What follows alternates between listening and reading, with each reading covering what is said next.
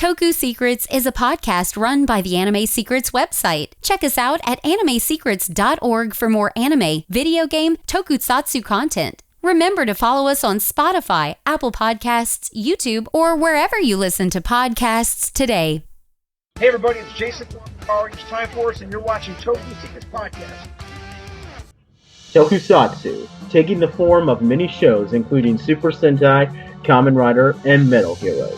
And today, a group of fans come together to review it for you as Toku Secrets. Hey guys, and welcome to the Toku Secrets podcast presented by animesecrets.org. I'm your host, Nathan Desa, and today we have our big 100th episode special. Last time we did, we gave Super Sentai some love by doing a history of Super Sentai. Well, now we're going to give Power Rangers some love by doing a tier listing of all of our favorite and least favorite Red Rangers. We have the whole crew on here again, so I'm going to let them say, hey, go ahead, guys. Hey, Pat Chicken Red here. Hey, Rizwan Gokai Red here. And hold on, one second. Like, He's going to do his pose on Scam. and I'm Anthony Davis, also known as Cody Green. All right. What's the point of that? What is the point of this? He was on camera. Now, before we get started, one thing to say, Riz and I do this at the beginning of all of our Star Wars podcasts, and we have to do it now since this is the first Power Rangers video that we're doing. We are doing this during the Screen Actors Guild and Writers Guild strikes. We want to say that we are not being paid to promote Power Rangers, and we're not profiting in this in any way. We are doing this not out of the support of them. We are doing this as support for the members of the Screen Actors Guild and Writers Guild, without whose hard work a show such as Power Rangers would not be possible. We do it to support them because we support them fully. So we want to make that clear. Now with that said, we are going to be going through every Red Ranger from Jason to Zato, the Dino Fury Red Ranger. We're going to basically tier them up from like an S to an F tier. We'll have a debate. We all want to kind of come to a consensus, and everybody's going to have a chance to like make their statements. So, we can just, talk amongst ourselves about it. And this is the first time we're doing it, so, it might not turn out the best. But if you guys end up liking this, I mean, we might do this again for, Blue Rangers, Black and Green Rangers, etc. So, you guys ready to begin? I'm ready. So, one thing to note for those of y'all back home, this tier list that we're using off of tiermaker.com or whatever it's called, tiermaker.com, it has the individual Rangers from each season who are red. And so, the reason I'm bringing it up and making this an obvious statement is we also have Tommy listed twice. Once is Zia Red, once is Turbo Red. We have Jason Font listed as both Alex and Wes. We have Jaden and Lauren from Samurai. And for whatever reason, we have Brody and Brody's dad from Ninja Steel, but we don't have Mick from Ninja Steel. So, I don't know who made the tier list we're using, but yeah. And they also added Sky and Bridge. They did. SPD. Yeah. Yeah. And Psycho Red is on here too, for some reason. Dude, I will rank Psycho Red. That's not a big deal to me. That's fine. And we also have A Squad. We also have A Squad Red on here too. Yeah. So here's a question before we begin. Oh, Charlie's on there? Do we want to relegate one of the characters that we're not really interested in tiering to be Mick, or do we not care about tiering Mick? I only want to focus on, like, primary reds. Okay. So we're going to ignore the ones that are not primary reds. Yeah. Though I will make the argument that I want to have Lauren for consideration as well. Yeah, I think. Yeah, Lauren's a special case. Yeah. Okay. Without further ado, let's do this. Alright, so let's start off with the Red Ranger that started it all, the man, the myth, the legend, the OG Red Ranger. That is Jason Lee Scott, the Red MMPR Ranger. So, I've said this, I kind of have a bit of a different opinion of Jason. I'm kind of going to paraphrase what I said in my MMPR Season 1 video. He's still, a great character. I've kind of always looked up to him as like a Superman type of Ranger. Like, there's better Red Ranger characters out there, which, we're going to find out in this very podcast that they're better Red Rangers. But, I would personally still say that he's an A tier, but what do you guys think? Like, this is where we can all just have general discussion. We don't have, unless everybody each wants to give their opinion, but. I would argue Jason's a B tier. Okay. Why is that? So, Jason, I recently watched Mighty Morphin Season 1 again. And, okay, yeah, he's the first Red Ranger. He has a very special place in our hearts. I get there's a lot of nostalgia around him. But, with all that said, the acting from Austin St. John in Season 1 wasn't as strong as some of the acting from the other Rangers who I would consider A tier. And that comes off in different things, like his ability to react to situations, for example. Like, he felt a little wooden to me, especially in the Green Ranger Greenwood Evil arc. There are like points where I was like, this guy's really stiff acting right now. So yeah, that really hurt him in my opinion. Especially when he's confronting Tommy in the Dark Dimension. Exactly what I'm talking about. I can't put him above B tier in my personal list. I don't know if I want to take. Yeah. I don't know if I really want to take the actor's performance into consideration when I'm doing something like this. I kind of just want to look at the character as they are. Yeah. I do too. Really how they're portrayed or something. So, like, I would consider Jason, like, the median line. Like, he is the average of average. Every Ranger better than him is good, and every Ranger worse than him is bad. That's kind of where I would put him. So, I don't know if it would be, like, low B, high C tier or something like that, but I kind of see him as the average line. So, because there's nothing wrong with him, but he's very stereotypical, just I might put him up. So, yeah, I might put him up a peg with Season 2 though, because Season 2 gave us an episode should have been in Season 1 immediately after the Green Candle, where he's beating himself up and he's all torn up about how he didn't get the candle and that's what cost Tommy his powers. Like, I really wish that was the episode after the Green Candle. I think that's peak Jason. Oh, that episode's really great. Yeah. Yeah.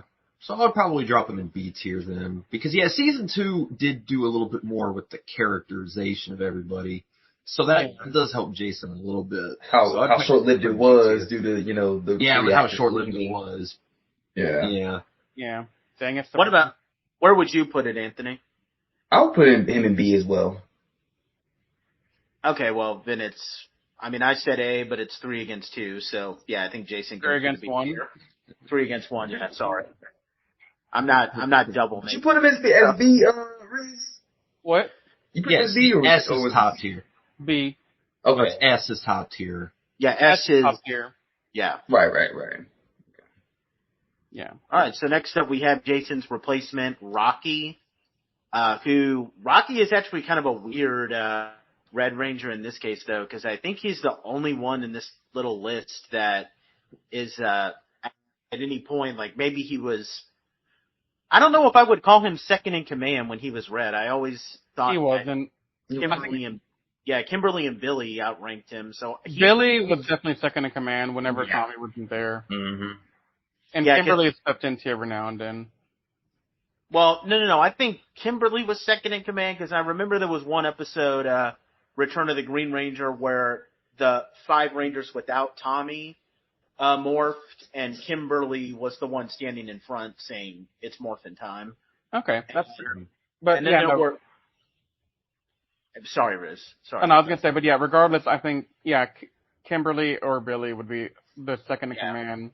And then to kind of go off of that, there's multiple episodes. I remember at least 2 of them where Billy is where Rocky, Billy, and then like one other Ranger are morphing, and it's Billy standing in front saying it's morphin' time. And we can always assume that the person who says it's morphin' time is the leader in that little group. So Rocky, maybe you could say he was second in command briefly before Jason came back in Zeo, but he was blue then. So Rocky is the only one who is not a leader in this little group. Well, okay, so Orko, the Alien Ranger, he wasn't the leader of the Alien Rangers. That was Delphine. Mm-hmm. Yeah, but he was like second in command, maybe. He was second in command. I'll give him that, but. And same with Wes. I know Jen is technically the leader of the. Well, we'll get to Wes when we get to. We'll get to that case later. That's a different case altogether. But what do we think of Rocky as Red? Anybody want to go first?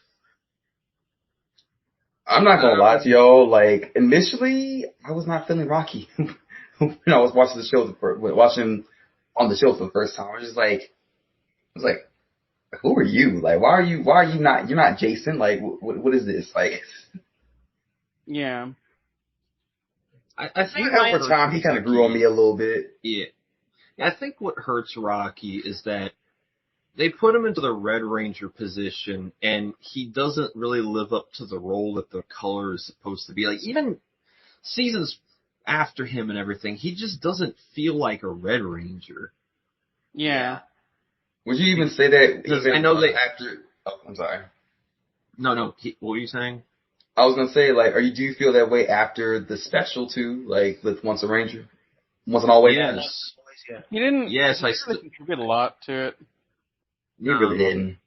I don't mind him as a character too much. I just don't like him as a Red. So I would probably. Do I want to D-tier him? That might be a little bit too extreme for Rocky. I would give him a C, honestly, for me. Yeah. He's an average C would be Ranger. Yeah. I would say with confidence that he's my least favorite of the 3 Stone Canyon kids. Yeah. Because for sure. Adam and Aisha were much stronger characters than him, I think. Yeah. So, are we putting him in C? Yeah, I would say C. I'm putting him in C. Okay. Yeah, I agree with the C tier for that. Now, if this was him as Blue, I would put him probably as a B, honestly, for me. Yeah. No, I agree with that. Yeah. All right, so now we have Oriko, the Red Equation Ranger. He didn't really get a lot of screen time.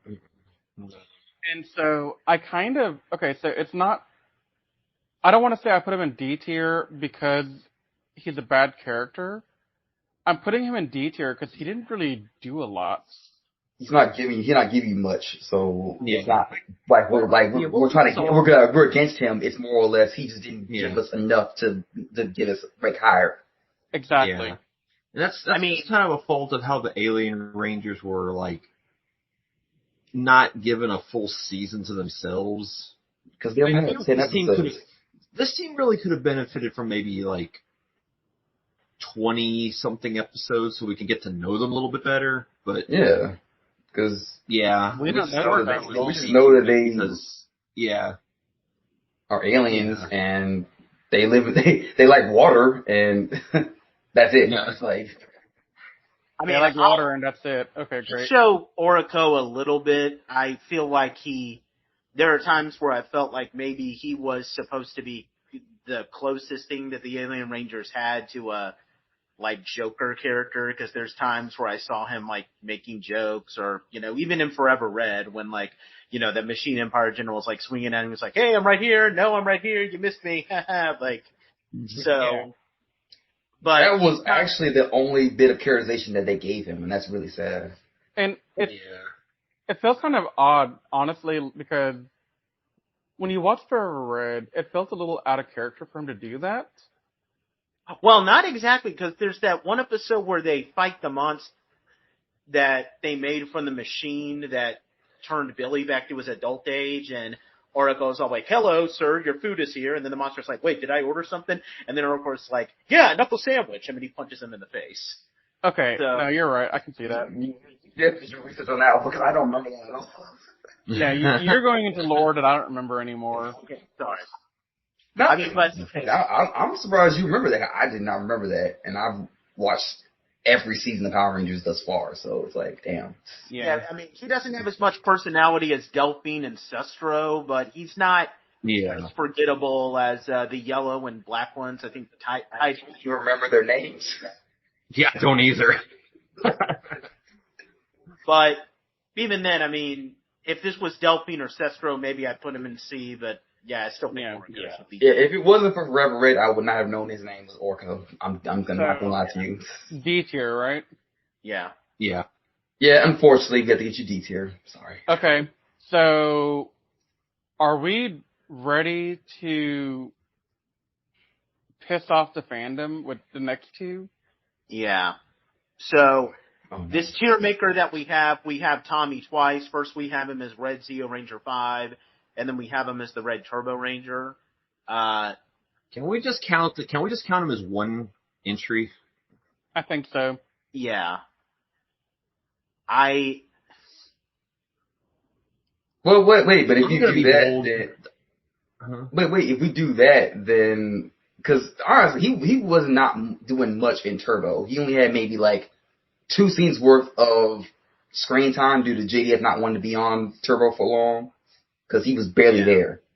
And I don't think that's really fair to rank them both at the same time. Unless he did more. Unless we just want to judge Tommy specifically as Zeo and then make talk about Turbo with TJ or something. But whatever the case is, I'm just gonna be. Yeah. So let me throw out this idea. Let's use the Forever Red logic here. Tommy is Zeo Red. He's not Turbo. Turbo belongs to TJ only. Yeah. Mm-hmm. Yeah. Okay. That's fine. I mean, because we don't see the Red Turbo Ranger. In fact, he doesn't even use it in the Spirit. Master Morpher? No, he doesn't use it in Master Morpher. And the Dino. He also doesn't use it in fighting. The only time I have actually seen him use it, and it's not even considered like canon per se. It was in the Soul Dragon. Yeah, it's a literally like graphic novel. The only time he used it. No, it's canon. Oh, I'm not figuring. I'll figure. But are we counting that as part of? I do. This. Okay. But it's not among. But it's not among his former Ranger powers and fighting spirits. Right. Correct.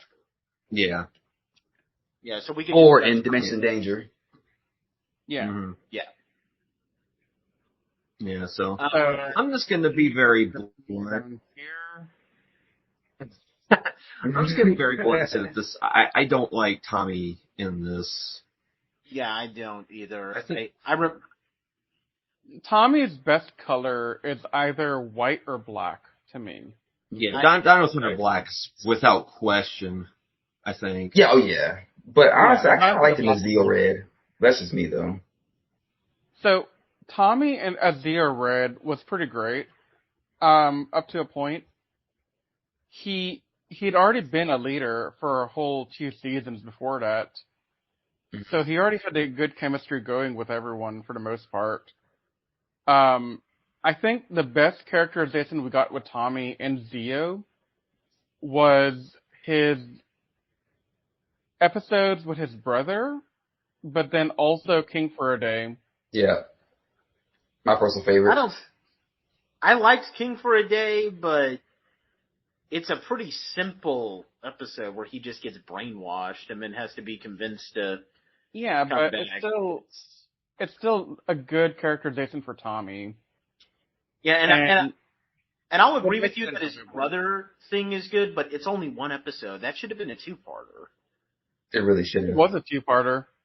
No, well, it was just a single-part episode. Oh, shoot. Okay. And then it feels like a two-parter because the story, I think, was somewhat two-parter, but he only meets him in that one episode. Okay. And then I think he meets him again, but that's not like a two-parter. It's just him having spent time with his brother. Yeah. Now, they could have furthered that by having his brother turn out to be the Gold Ranger, but... That's what everybody said. Even Lakar said the same thing, so you're not the only one. I felt that way, too.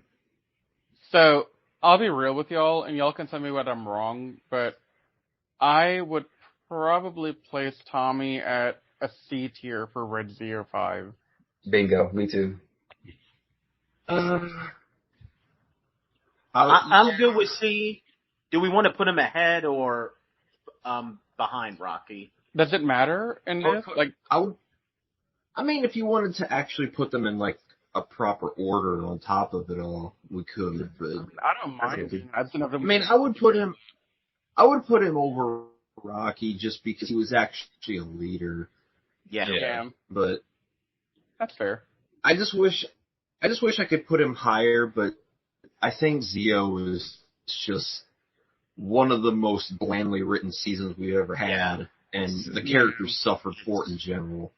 It was so long too. There's just like a lot of stuff was in the episode but not happen. Yeah. Like how did Zio end up being a worse Mighty Morphin season 1? Because like nothing really happened. And it's completely useless in the grand scheme of things with the Zordon era, because like the ending doesn't do anything that like transitions us to Turbo. Like, I mean, say what you will about Turbo. People think that Turbo has problems, but at least that season leads us to In Space.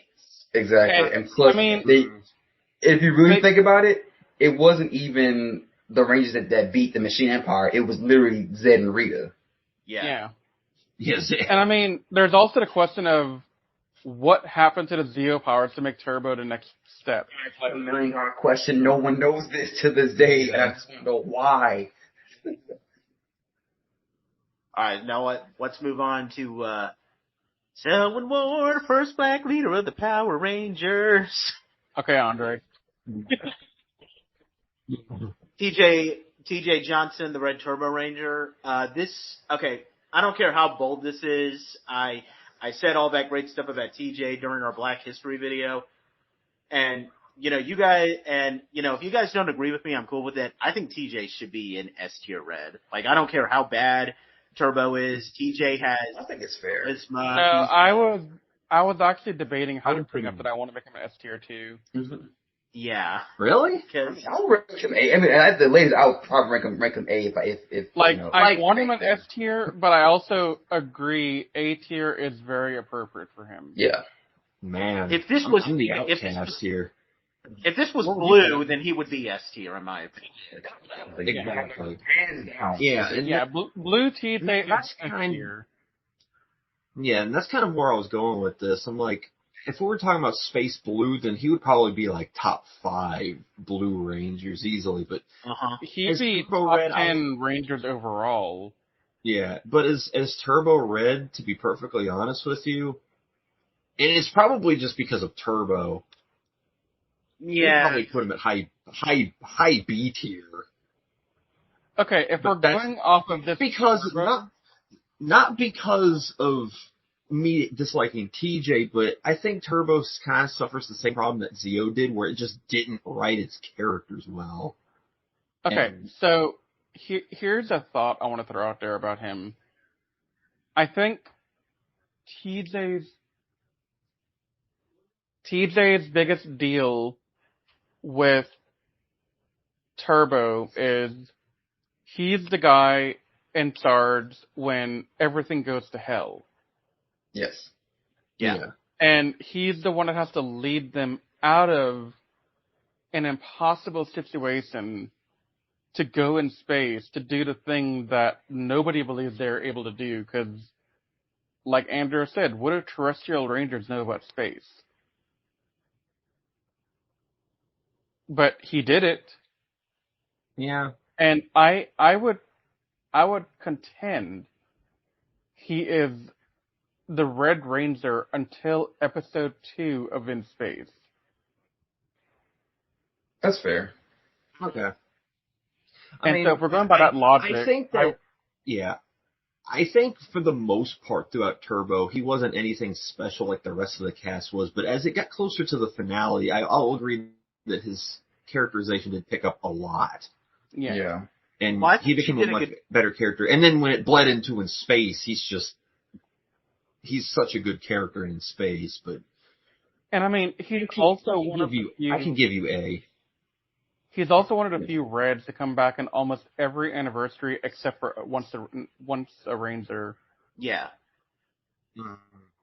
I mean, I would argue that he was already, like, a decently established character from his starting, because we find out in, what was it called? Passing the Torch. Yeah, that's the first episode, that he appears, that he's always wanted to be a Power Ranger, and there's a handful of episodes where we already show that he's a perfectly noble person. Like, one episode I love to watch is that episode where they have to play against that baseball monster, and, there's this guy that, like, gives him trouble and is, like, just a complete jerk, but then, you know, he almost falls to his death off a cliff, and then TJ saves him without even thinking twice about it. Like, Yeah. I think that shows that TJ has always just been a noble person. So he's a guy who doesn't really have to change much. He's already. He also is a good pizza, apparently. Oh, Lord. Oh, we thought salads too, apparently. Wait. Yeah, I can't wait till we get to Car Ranger, because that episode of Car Ranger was hilarious. Yo, like... All right, yeah, so I guess what are we thinking here? I'll give you A, just because he's a better established character than Tommy was in Zeo for sure. So I'll give you that. Yeah. I mean, I would have put him in S, but I think A is perfectly acceptable. Yeah. Okay. Now we're moving on to one of the goats of the Red lineup. Yep, Andros, the Red Space Ranger. I'm going to have a discussion be done with it. Done. Yeah. I'm just going to keep it short. He's my favorite Power Ranger of all time. That's it. Okay, moving on to Psycho Red. Period. Yeah. Andros is Patrick's Takeru in Power Ranger. He is. And plus that, he's the best Ranger ever. Yeah. He did the only thing that I think no other Ranger could do was that he killed Zordon for the greater good. Yeah. Yeah. For the greater good. Well, his whole story in general was just amazing, so... Yeah, definitely. So amazing that Arkham had to rip it off. Yeah, and failing miserably at retelling it. Failed miserably. And mind you, RPM is still a good season in my first opinion, but it still failed in trying to make it, like... It plot stuff in space. Yeah, because, I mean, the whole sister plot, that was literally the same thing they did. Even down to the stupid necklace. Oh my God, dude! It reminds me of that meme with Soldier Boy. He's like, he stole my whole fucking flow! Yeah, exactly. And he's also the first Red Ranger to get a Battleizer, and his Battleizer was pretty cool. Yeah, totally. Yeah. He also had a lot of character growth because he had to learn to work with a team after losing his own team. Yeah. Yeah. I mean, I guess the only other way I'll wrap this up is that, hey, Christopher Kamen Lee, you know how you showed up to a Ranger Stop Atlanta in 2022? Could you do that? You come back next year so that Patrick can meet him when he meet you when he comes here. Screw Patrick. Riz wants to meet him. Yeah, because they had the whole In Space cast at Ranger Stop Atlanta last year, except for Cassie and Ashley. So I mean, of course. I really hope they come next year. That'd be cool. Yeah. We can only hope. Mm-hmm. You've met him before, haven't you, Anthony? Yeah, he literally came to North Carolina for a convention once, and I was shocked he showed up. Yeah, well, I still have this T-shirt that I got from him Power Morphicon 2016 that he signed for me. It's a picture of the Red Space Ranger with his weapon up, and it says, "Ladies love my spiral saber." Oh God. I got the one of him showing his middle finger. That still. Oh yeah. Hopefully it's That's the supposed to be part. autograph photo that I have. Yep. Yeah. Mhm. Okay. So you want to move on to Psycho? Yep, Psycho Red. Okay, this is a very interesting case for me because, in my opinion, the Psycho Rangers as a collective are top 5 best villains in Power Ranger history. Correct. Yes. And so, if I'm going to rate the Psycho Red, I can't rate him on his nobility or his honor. I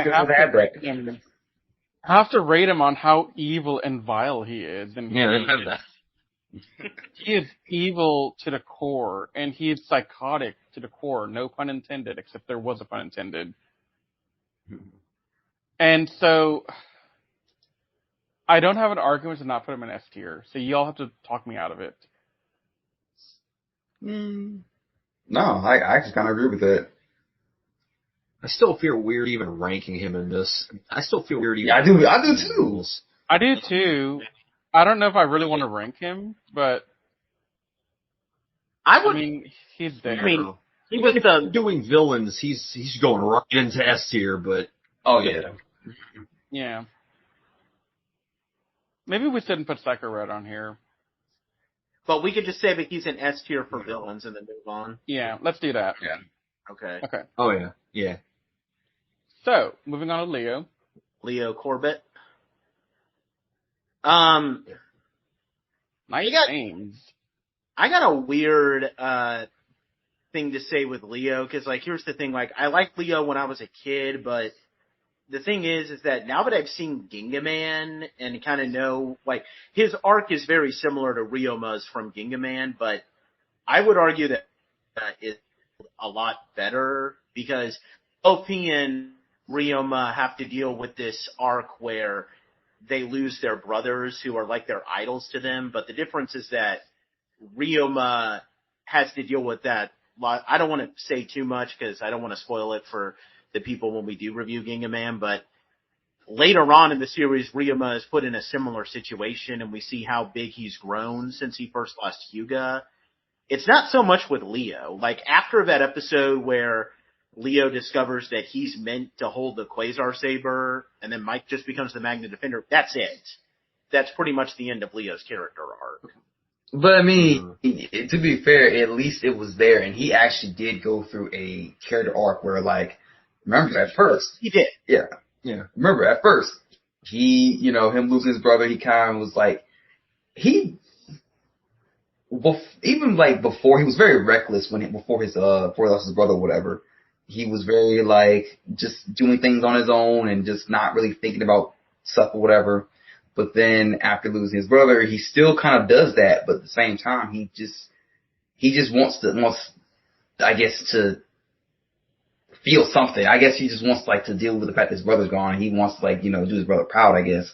And when after his brother like comes back, you notice Leo changes. He's not as reckless as he was before. So that means that because Mike's now finally alive and well, he doesn't have to worry about like taking risks, and he wants to do things safe. And you get what I mean? Yeah. Because Leo wouldn't have done that. I am kind of in the same boat as you, Nate, because I wasn't all that big of a fan of Lost Galaxy to begin with, but watching Gingaman, it kind of lowered my opinions on Lost Galaxy a little bit more. Yeah. And it made me see that Leo's character arc, while it's still good, it is definitely a little bit undercooked compared to Ryoma's was, because Ryoma's went all the way through to the finale. And Leo's did peak at one point and then kind of plateaued, so... I mean, I don't hate Leo at all, but the lowest we're looking at with Leo was probably B. Yeah. That's the lowest I'd put. I was going to say Leo, in my book, having not seen Gigaman, he's a low A, high B, in my opinion. Yeah. Yeah. And I kind of go more towards the B than the A for him. Yeah, same here. I was thinking the same thing. Like, Is there he's a some- great, yeah. he's a good Red. He's a good leader. Yeah. I just, 30 years into the franchise, he's not one of the Reds that I look back on like, oh yeah, that's one of the best Rangers of all time, Yeah.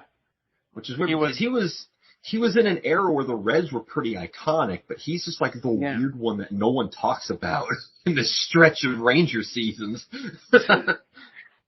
I mean, yeah, but I don't know. I think I'll put him in B unless somebody has an objection to it. Yeah, I think B is fine. Put him ahead of Jason. Yeah, I was gonna put him ahead of Jason. Sure. Yeah. Sure, ahead of Jason. Okay. I already know where Carter's going. Yeah, S. Yeah, Why S, Carter S. Grayson? His presence he has on screen. Ask questions later. Hey, let me help y'all out here. Yeah, Wes is an S tier. No, I'll put Wes ahead of Carter, though. I would too. Yeah. I wouldn't. No, but just Carter, he doesn't undergo any character development, but he doesn't have to. I mean, this is a guy who, Exactly. in the very first episode, he tries to run over a monster with his car, and one of the last episodes, he runs up to Giant, Super, Olympius, and Diabolico, takes out his handguns, and says, "Come at me, bro!" And that. He punched Queen Banshira in the face. Like, he doesn't really go through much characterization, like you said. He doesn't go through an arc, like you said, but, man, he is such a presence on screen, man. When he does stuff, he does stuff. He's just so cool. And he cares. Like, he cares.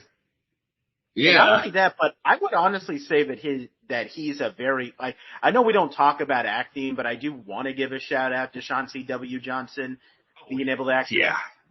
Because I've been watching some Lightspeed Rescue on and off recently, and I watched the third episode where he doubts his abilities, where he, because he fails to rescue that boy, from getting hurt.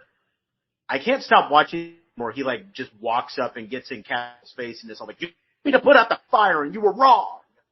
I'm still on the side. I know that Captain Mitchell, meant well, and he was just, trying to say, hey, if you put out the fire first, people won't die. But at the same time, it's like, you could have just told him this.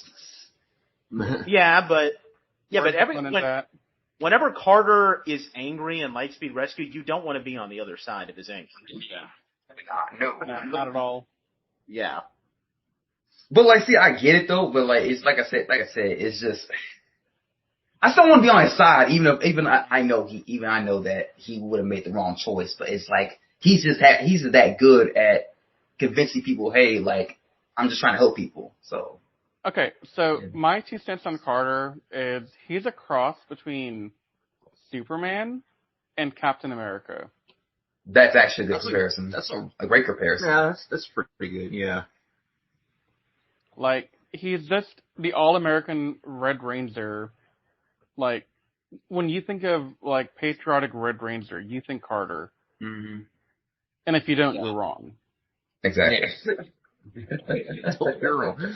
I mean, you guys know, but I was recently rewatching Time Force for our Time Ranger review, and I'm not a fan of the Time Force and Lightspeed Rescue team up, but when we get to that part where Carter drives up in the car and he says, "You're going to need my help. I'm Carter Grace of Lightspeed Rescue Red Ranger," this is the first time I've seen Carter in a while, and I was I honestly, even though I've probably seen that episode a million times, I still have a fanboy moment every time that he walks up like that. There's also a really hard now because he said it again in the Forever Red episode.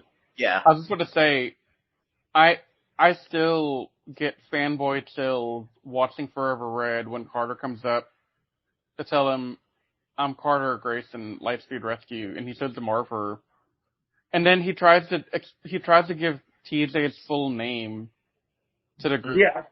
That was amazing. Was it the Theodore knows that he's Theodore J. Jarvis Johnson. Yeah. And TJ's like, "Man, just call me TJ." I'm not calling my name out. That's what you, man. You're just better than me, man. I'll be like, hey, I'm. He's been back for 2 anniversary specials. They bring back TJ for every anniversary special. Carter should be a mandatory showing. Well, I think Keith is a lot easier to get a hold of because you see him at more conventions and stuff.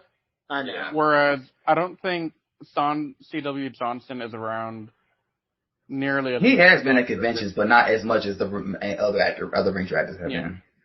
Yeah, from what I know, like, when I was at Power and Morphicon 2018, it was either him or Sasha Williams, the person who played Kelsey, saying that, he had just recently had a kid. So, and when you have a kid, you're pregnant. So. Oh, okay. Yeah. Understandable then. Yeah. Yeah. He's training the next generation.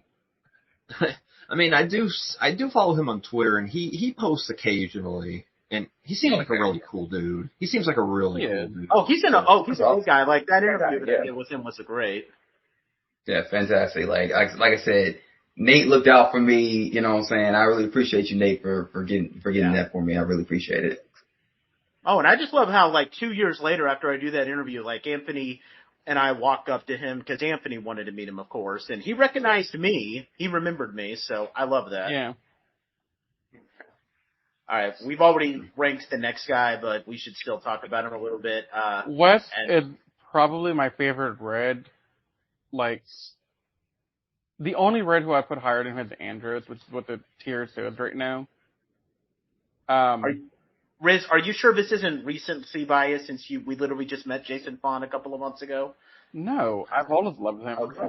Like, no, why would you think that? I mean, just because his wife remembered me from 4 years ago doesn't mean anything. And just the fact that he gave us a free video, which you're going to see at the beginning of his podcast, like, hey, this is Jason Fawn from Power Rangers Time Force, and you're watching Toku Secrets podcast. He did that for us for free. But just forget about that. We're not doing. Mind you, we totally would have paid him for that if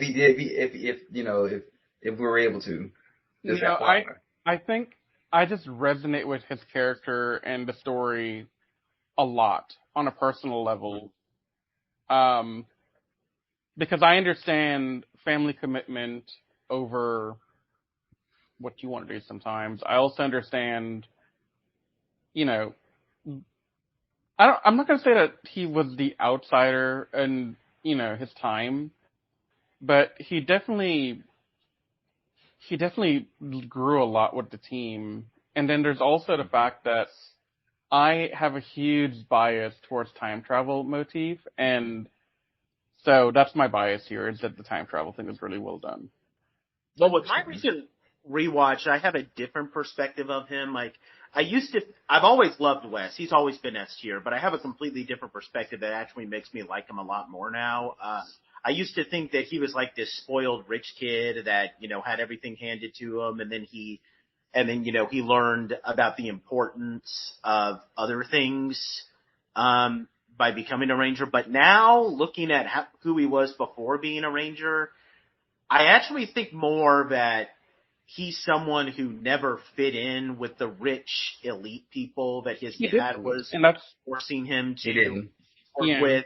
And he wanted to do something different, but he just never got an opportunity to do something different that he wanted to do. And being a ranger gave him that thing.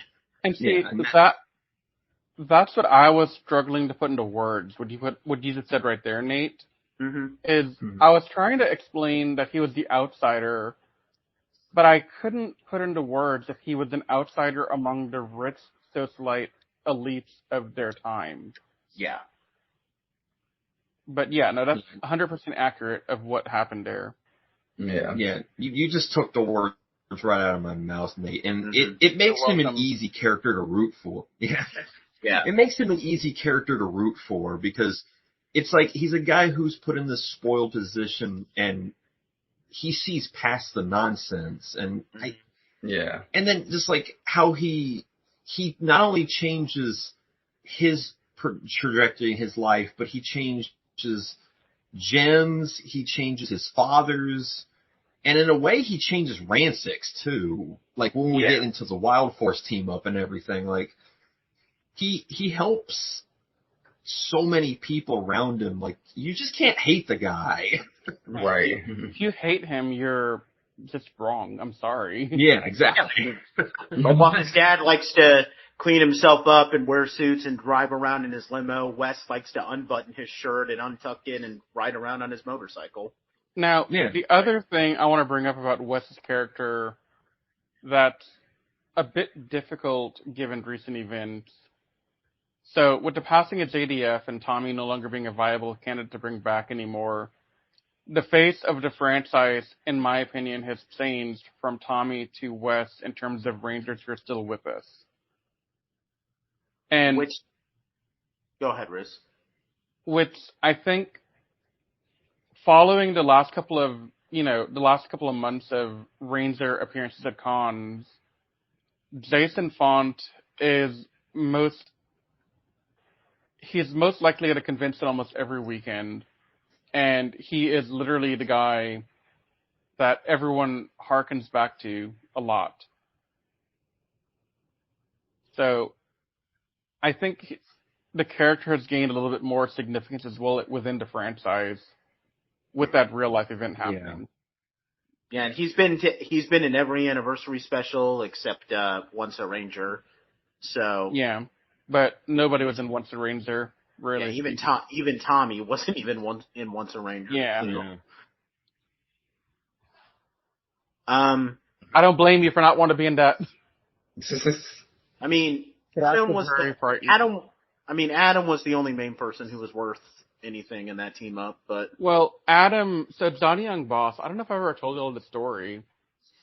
I interviewed Johnny Young Boss years ago, but the video for that interview never worked out. But I asked him, how did you come back to be a part of Operation Overdrive for that one crossover? And he said he literally did it as a favor to one of the executive producers. I forget which one. was it Koichi Sakamoto? I think so. Okay. They're really good old friends, and he said, I only came back for him. Well. Okay, well, unfortunately the S tiering is about to take a huge... Okay, before we get there, I want to know what y'all think my ranking is for Cole. Yeah. D. Yeah. He's either D or F tier. Like, Yeah. I'd put him in Final answer, probably Patrick. low Go. D tier. Probably low D tier. Yeah, I'm putting him in D tier. Oh, I give him an F? No. Because, I mean, as bad as a character as Cole is, there are much worse. Worse, Get to yeah. them. Yeah. There's much worse. There's definitely Well, worse, I right? don't even hate Cole. That's the crazy part. Well, okay, so my problem with Cole, to be very succinct, because I don't want to be triggered into a John-like rant. I don't like his character for many of the same reasons I don't like John's character. The way... Okay, so John's character goes to one extreme of how you handle a wilderness boy who comes back from the jungle into the real world and gets adapted. He's annoying, obnoxious, worthless, and just brings nothing to the table, and he's also a useless sack of garbage. Cole is on the other side of the spectrum. Cole integrates into the real world relatively okay. The issue I held with Cole is the transition to the real world didn't make sense for him. Like, he immediately knew how to drive a motorcycle within the first 2-3 episodes, I think. Like the Rangers. Yeah. Yeah. He also had this habit of walking up to the monster of the week and saying, let me put my hand on my heart and feel your intentions and find the goodness in you. And I'm like, dude, You're just gonna get find the hit. goodness.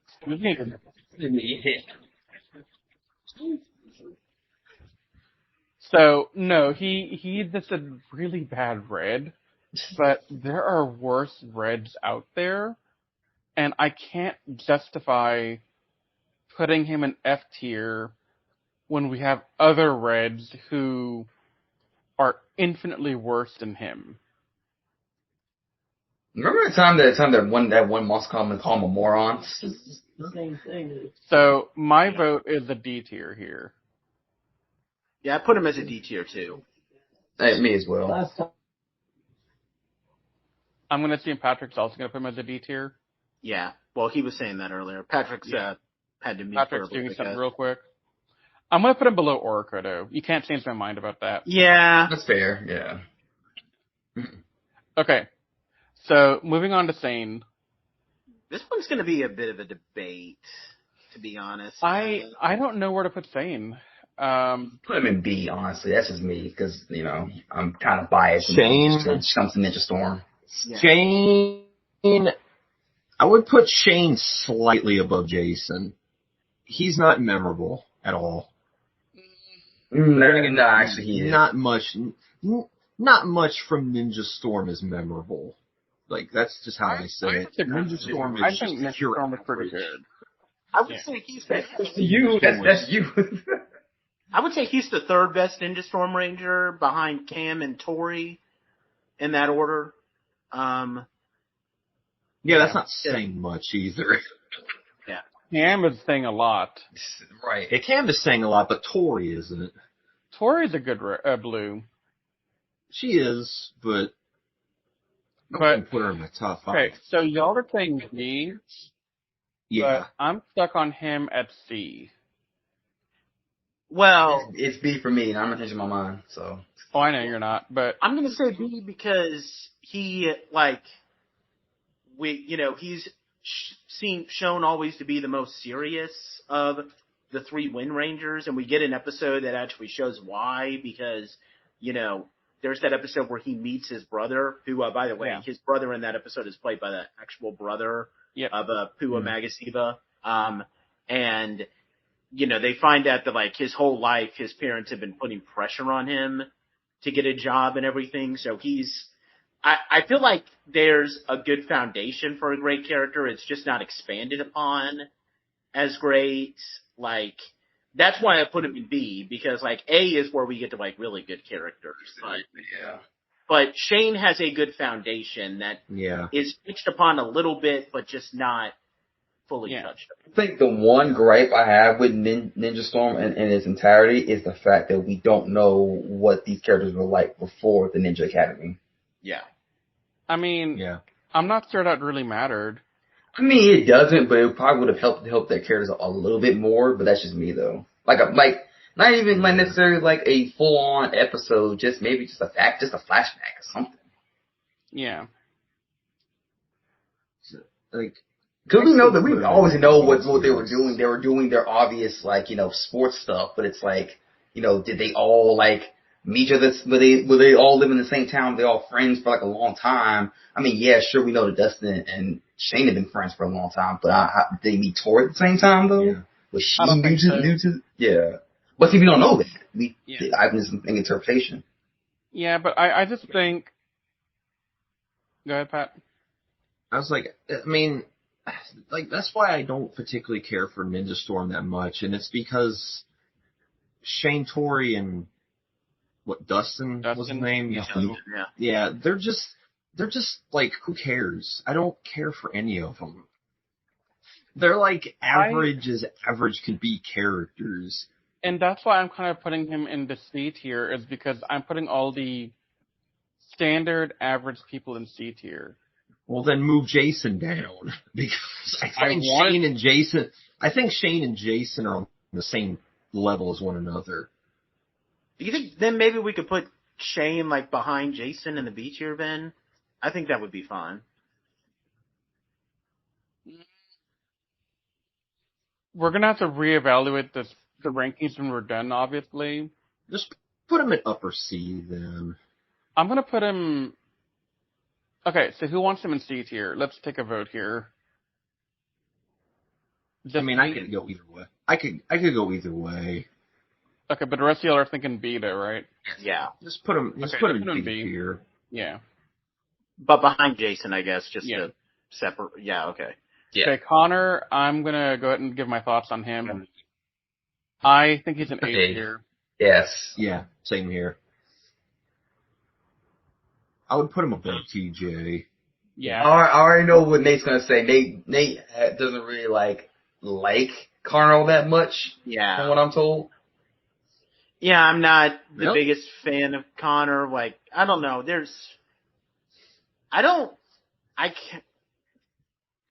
I kind of have issues with how Connor, like, he's growing on me a little bit more, and maybe I just need to watch Dino Thunder again, but I never, like, okay, I used to, like, kind of give him trouble for the fact that, like, I always thought that he was an idiot. Like, he asks, like, which Raptor cycle was his, and yes, you can say, oh, he was kidding, but listen to his voice. He was not kidding when he asked Well, which okay, Raptor cycle was his, but to go into, but on a more serious note, I never liked how he treated Trent in the show. That's the big thing that I've always had a problem with, because, like, he was always the one who was so ready to, like, turn on Trent in a heartbeat. And I get it.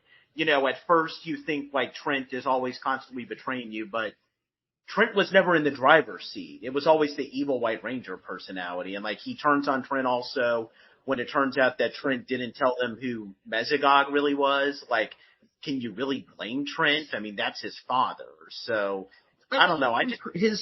Connor's perspective, he didn't really know what was going on, so I can understand him not being totally... I mean, everything you said, Nate, is why I consider him A tier.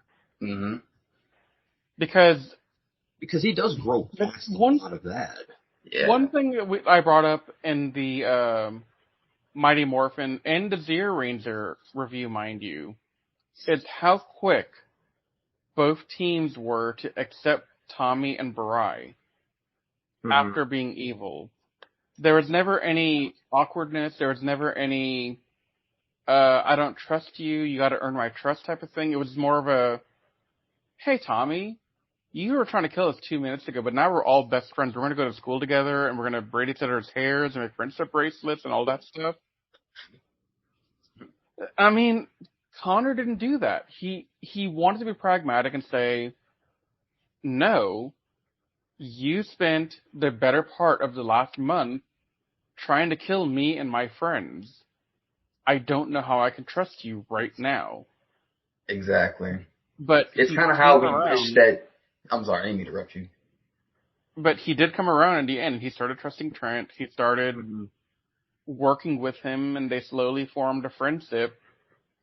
And I think that's way more organic than what we got with Greenwood Evil. And Greenwood Evil... Okay. I guess I can see the case. I see what you're saying about A tier. I won't argue with you guys on that because, I mean, I'm outnumbered anyway. But I see the perspective that you're given. I think what Nate feels is that he probably feels that, like, you know, maybe he was out of the three, because mind you, Connor was really the only one that was kind of like giving Trent a hard time. Ethan and Kira kind of was like, whatever. And of course, Tommy was gonna just, because Tommy's obviously Tommy, because he's not gonna care. It also made sense for Connor's character because he was always the more aggressive personality wise. So it made sense for him to be the one who wouldn't trust him.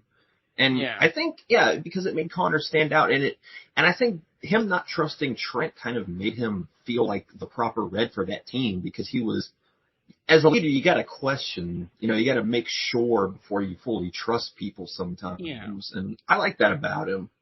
Now, to move on to another aspect of Connor that I want to address with Nate's comments from earlier, you were kind of alleging that Connor is the dumb jock. He doesn't really know his bike color and all this other stuff. Yeah. But, yeah, he's a dumb jock. I get it. That's fine. But also, look how much he grew as a person. He went from not being able to stand Ethan to Ethan and him by the end of the season being best friends. Yeah. And he also went from treating girls like a score to get with as a date. Because remember, this has to be PG. We can't say that he was trying to get a bed notch, but Yeah.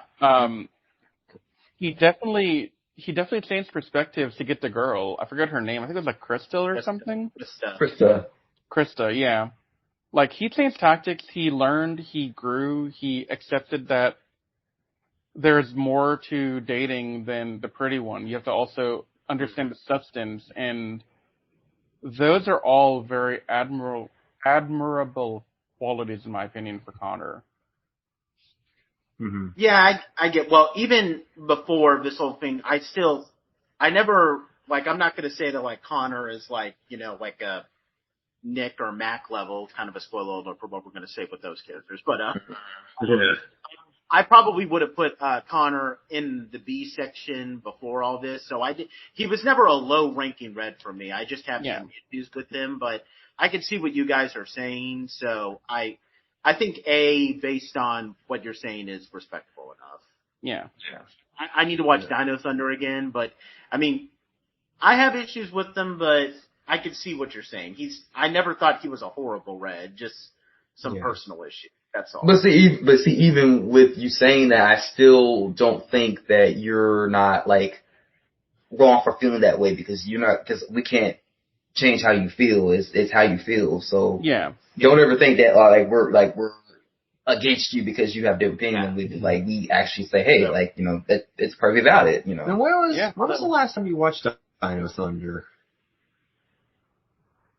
Maybe a couple of years ago, but But I'll be watching it again when we do Ava Ranger, which I'm going to be curious to see how you guys will compare this guy to Ryuga or whatever his. Yeah, I'm curious for that. They're two completely different characters. I'm not going to tell you that right now. Hey, what do we point that out in Dino Thunder when they show that? That episode where they watch an episode of Ava Ranger. Yeah, but that actual episode is actually really funny though. Like the episode they're adapted from is really funny though. Hey, I have a quick inside joke for y'all that the rest of the podcast people listening are not going to understand. But going back to that list that sparked this entire podcast topic for tonight, that author forgot one red in his list of 40-something plus reds. He forgot Aubrey Red.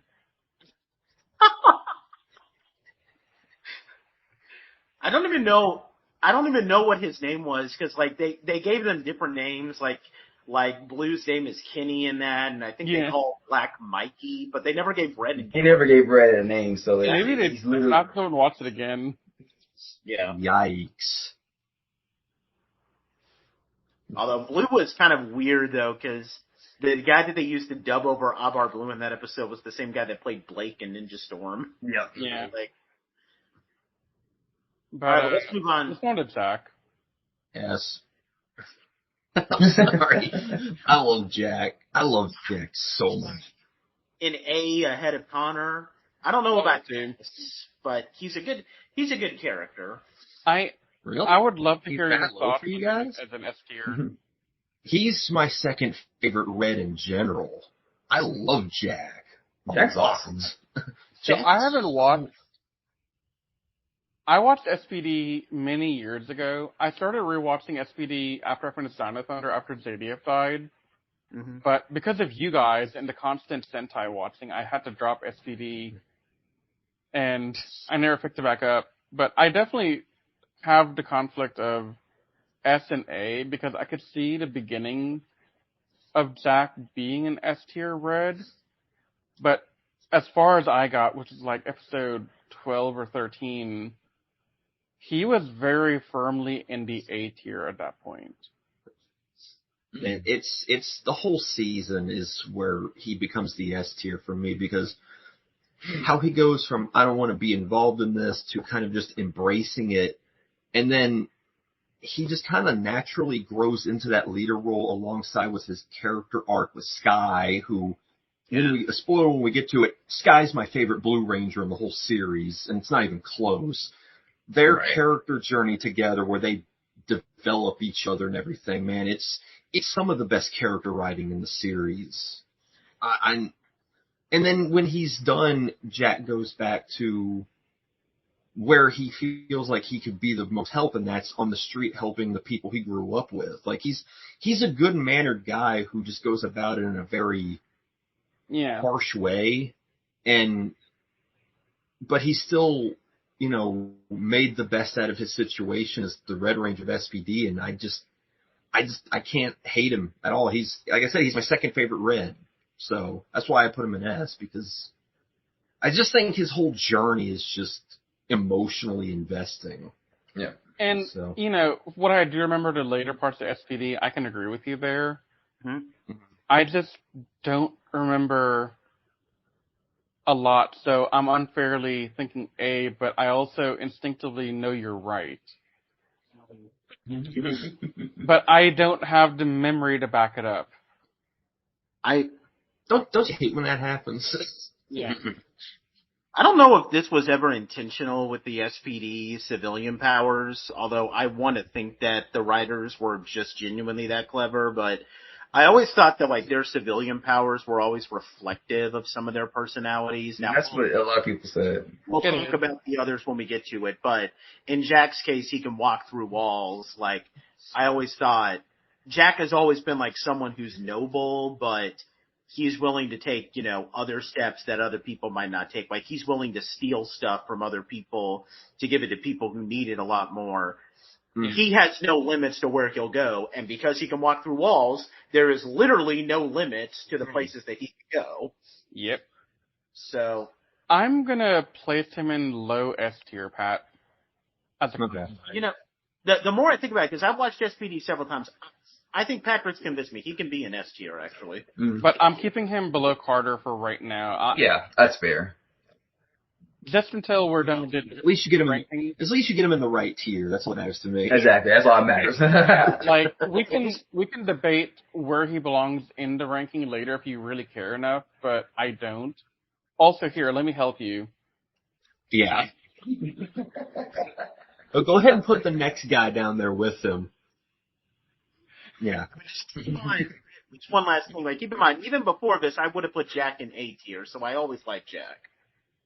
Yeah. But Nick, Okay. Nick. Okay. Nick? How do you write a story centered around one character while writing that said character as a side character? How do you do that? part. And also make him so self-absorbed without giving him any depth of character. He's such a quitter, bro. He's such a whiny quitter. Like, Okay. turn around and he's like, oh, man, you know what? Screw this, man. I give up. I gotta ask, and I gotta ask very frankly here, okay? Did the writers of Power Rangers already know the full plot of Overdrive, and they were testing the waters with Nick and Mystic Force to get ready for Overdrive? They had to. They had to have been. There's just no way. We're not making this season totally stupid, but we're preparing you for actual stupid. Okay, it's funny how Anthony just said whiny, because, I don't normally like to bring these things up, but in Nick's case, I'm going to make an exception. Nick has one of the whiniest voices in Power Rangers. Like, even when he is saying, like, a normal line, like, even when he's morphing and saying Magical Source, Mystic Force, he sounds whiny. Yeah, no. Thank you. See? Like, I want him to shut up. I need to... I don't know. I just think Nick is probably one of the worst written characters. He can give somebody Overdrive character some competition in how bad. Exactly. And my God. Okay, so here's my thing about Nick. He's a quitter. Yes. He's self-absorbed. Yes. Everything's about him. Yes. But nothing's about him. Yes. But also... You said it perfectly. You're not even done. I'm not done either. I'm sorry, that's what I would say too. He's a moron, because, like, he, like his Sentai counterpart, has trouble becoming a Ranger at first. But in the Sentai it worked because his Sentai character, like, it had something to do with courage, and we'll know that more when we talk about the Maji Ranger. It makes more sense in Maji Ranger, and Anthony... Wasn't Maji yellow? Wasn't Maji Red the youngest of them all? Yes, he's the youngest. Yeah. Okay, that explains it then. In Nick's case, he just doesn't believe in magic, and it's like, okay, dude, you saw this old woman transform into a Power Ranger. You literally saw your mother turn into a ranger. What more do you need? Right. You saw one guy summon roots out of nowhere. You saw another guy spew lightning out of nowhere. You saw a woman, you saw a woman bring up water, and you saw her sister summon wind. How do you not believe in magic? By our powers combined, his case, if he said, "I don't believe I can use magic," that would have made more sense. But no, they was like, "Oh, I just believe magic." It's like, why did they make it so bone dead? Like that's just it's just weird. But well, I don't know. To continue my little rant on Nick, and here's one more thing, Riz, before you start. Okay. The fact that people have to always pep talk him annoyed me the most. My boy Xander had pep talk him. Madison had pep talk him. Freaking Chip. I don't think Chip. No, it was Vita. Vita had to talk. Yeah, had to do the same thing. Now, I will say, Of all those characters, just reminded me how much better the rest of the cast is than Nick too. okay. I know this is not a popular opinion among our group, but I think Xander would have been a perfect Red for that season. Yes. Yeah, I told him that too when I interviewed him. So this is a popular opinion. I thought y'all would disagree with me. No, Xander's the best Mystic Force Ranger.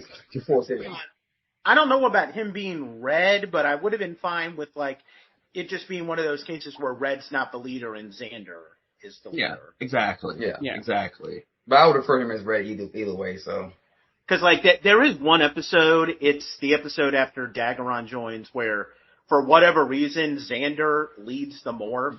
Like he's the one standing in front saying "ready" and all that. Like it looks so much more natural, and they look so much better as a team just with Xander leading the morph like that. Yeah. Give me 1 second. I'm still gonna be here. I just need to turn my mic off for a second. Okay. But what's funny? Like Anthony mentioned how he was interviewing Richard, whatever his last name is. Like Anthony said that Xander should have been the leader, and Richard was always, I think Nick was doing okay, but it was completely different when I interviewed Angie Diaz, who played Vita. I actually said to her, I think Vita would be a better leader than Nick. And she actually said, hell yeah, I would. Yeah. Yeah, so. Yeah, Vita would have been a better leader than Nick, in all honesty. Okay. Any one of them could have been better leader than Nick. Okay. Chip would have been a better leader than Nick. Yeah.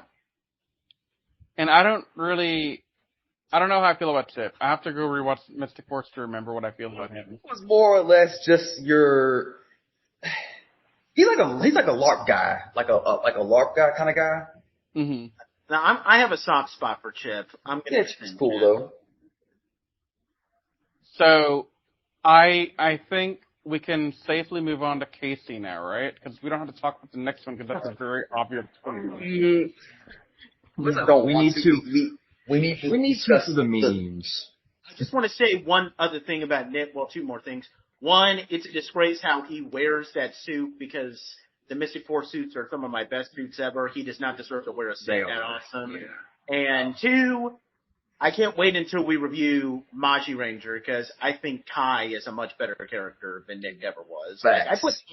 I put Kai as a B tier. Miss Red, would you agree with that, Anthony? Maybe B tier? Definitely. Okay. Yeah, so much better than Nick. Okay, now we can move on. We gotta talk about him. Mac. We have to talk about Mac. He's worse than Nick. The computer? We for all the terrible things that we just said about Nick, Mac is worse than Nick.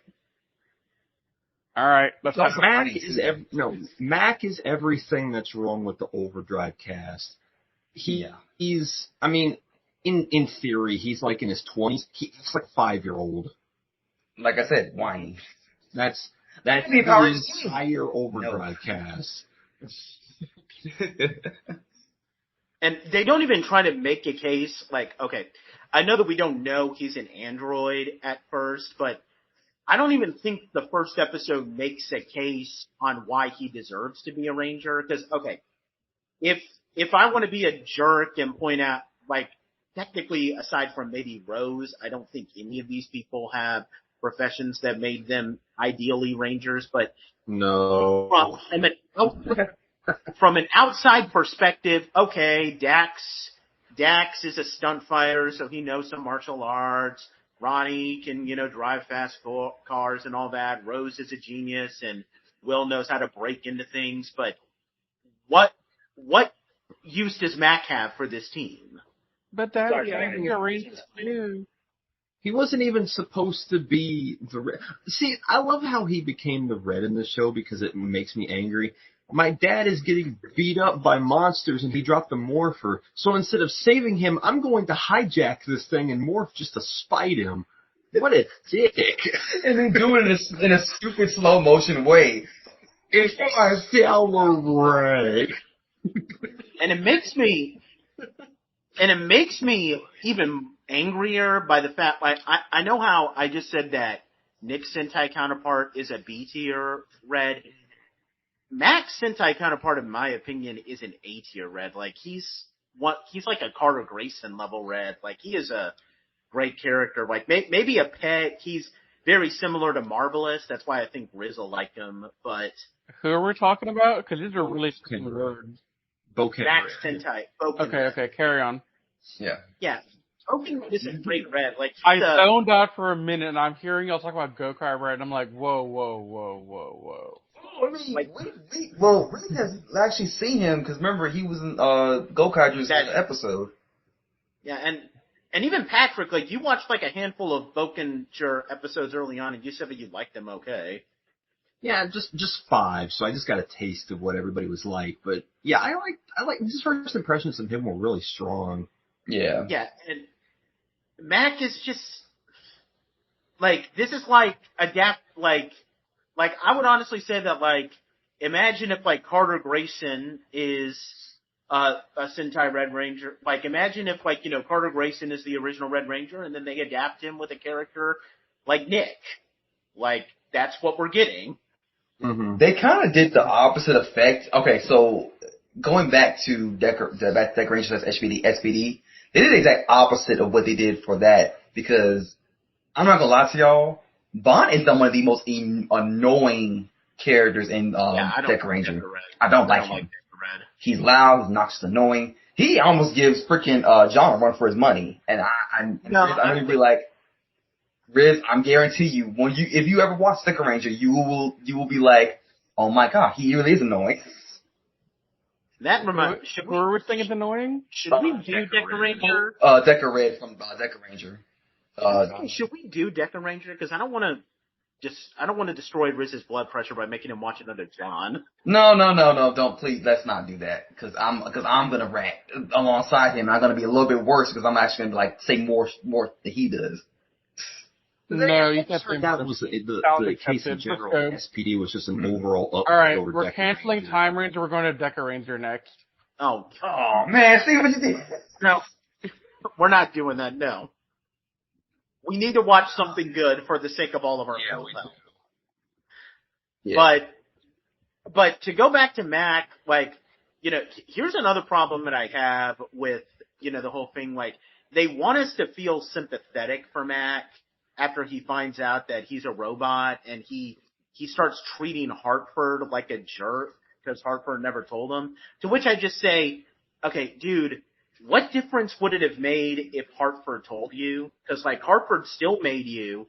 He gave you life. He treated you like a son. And he allowed you to become a ranger.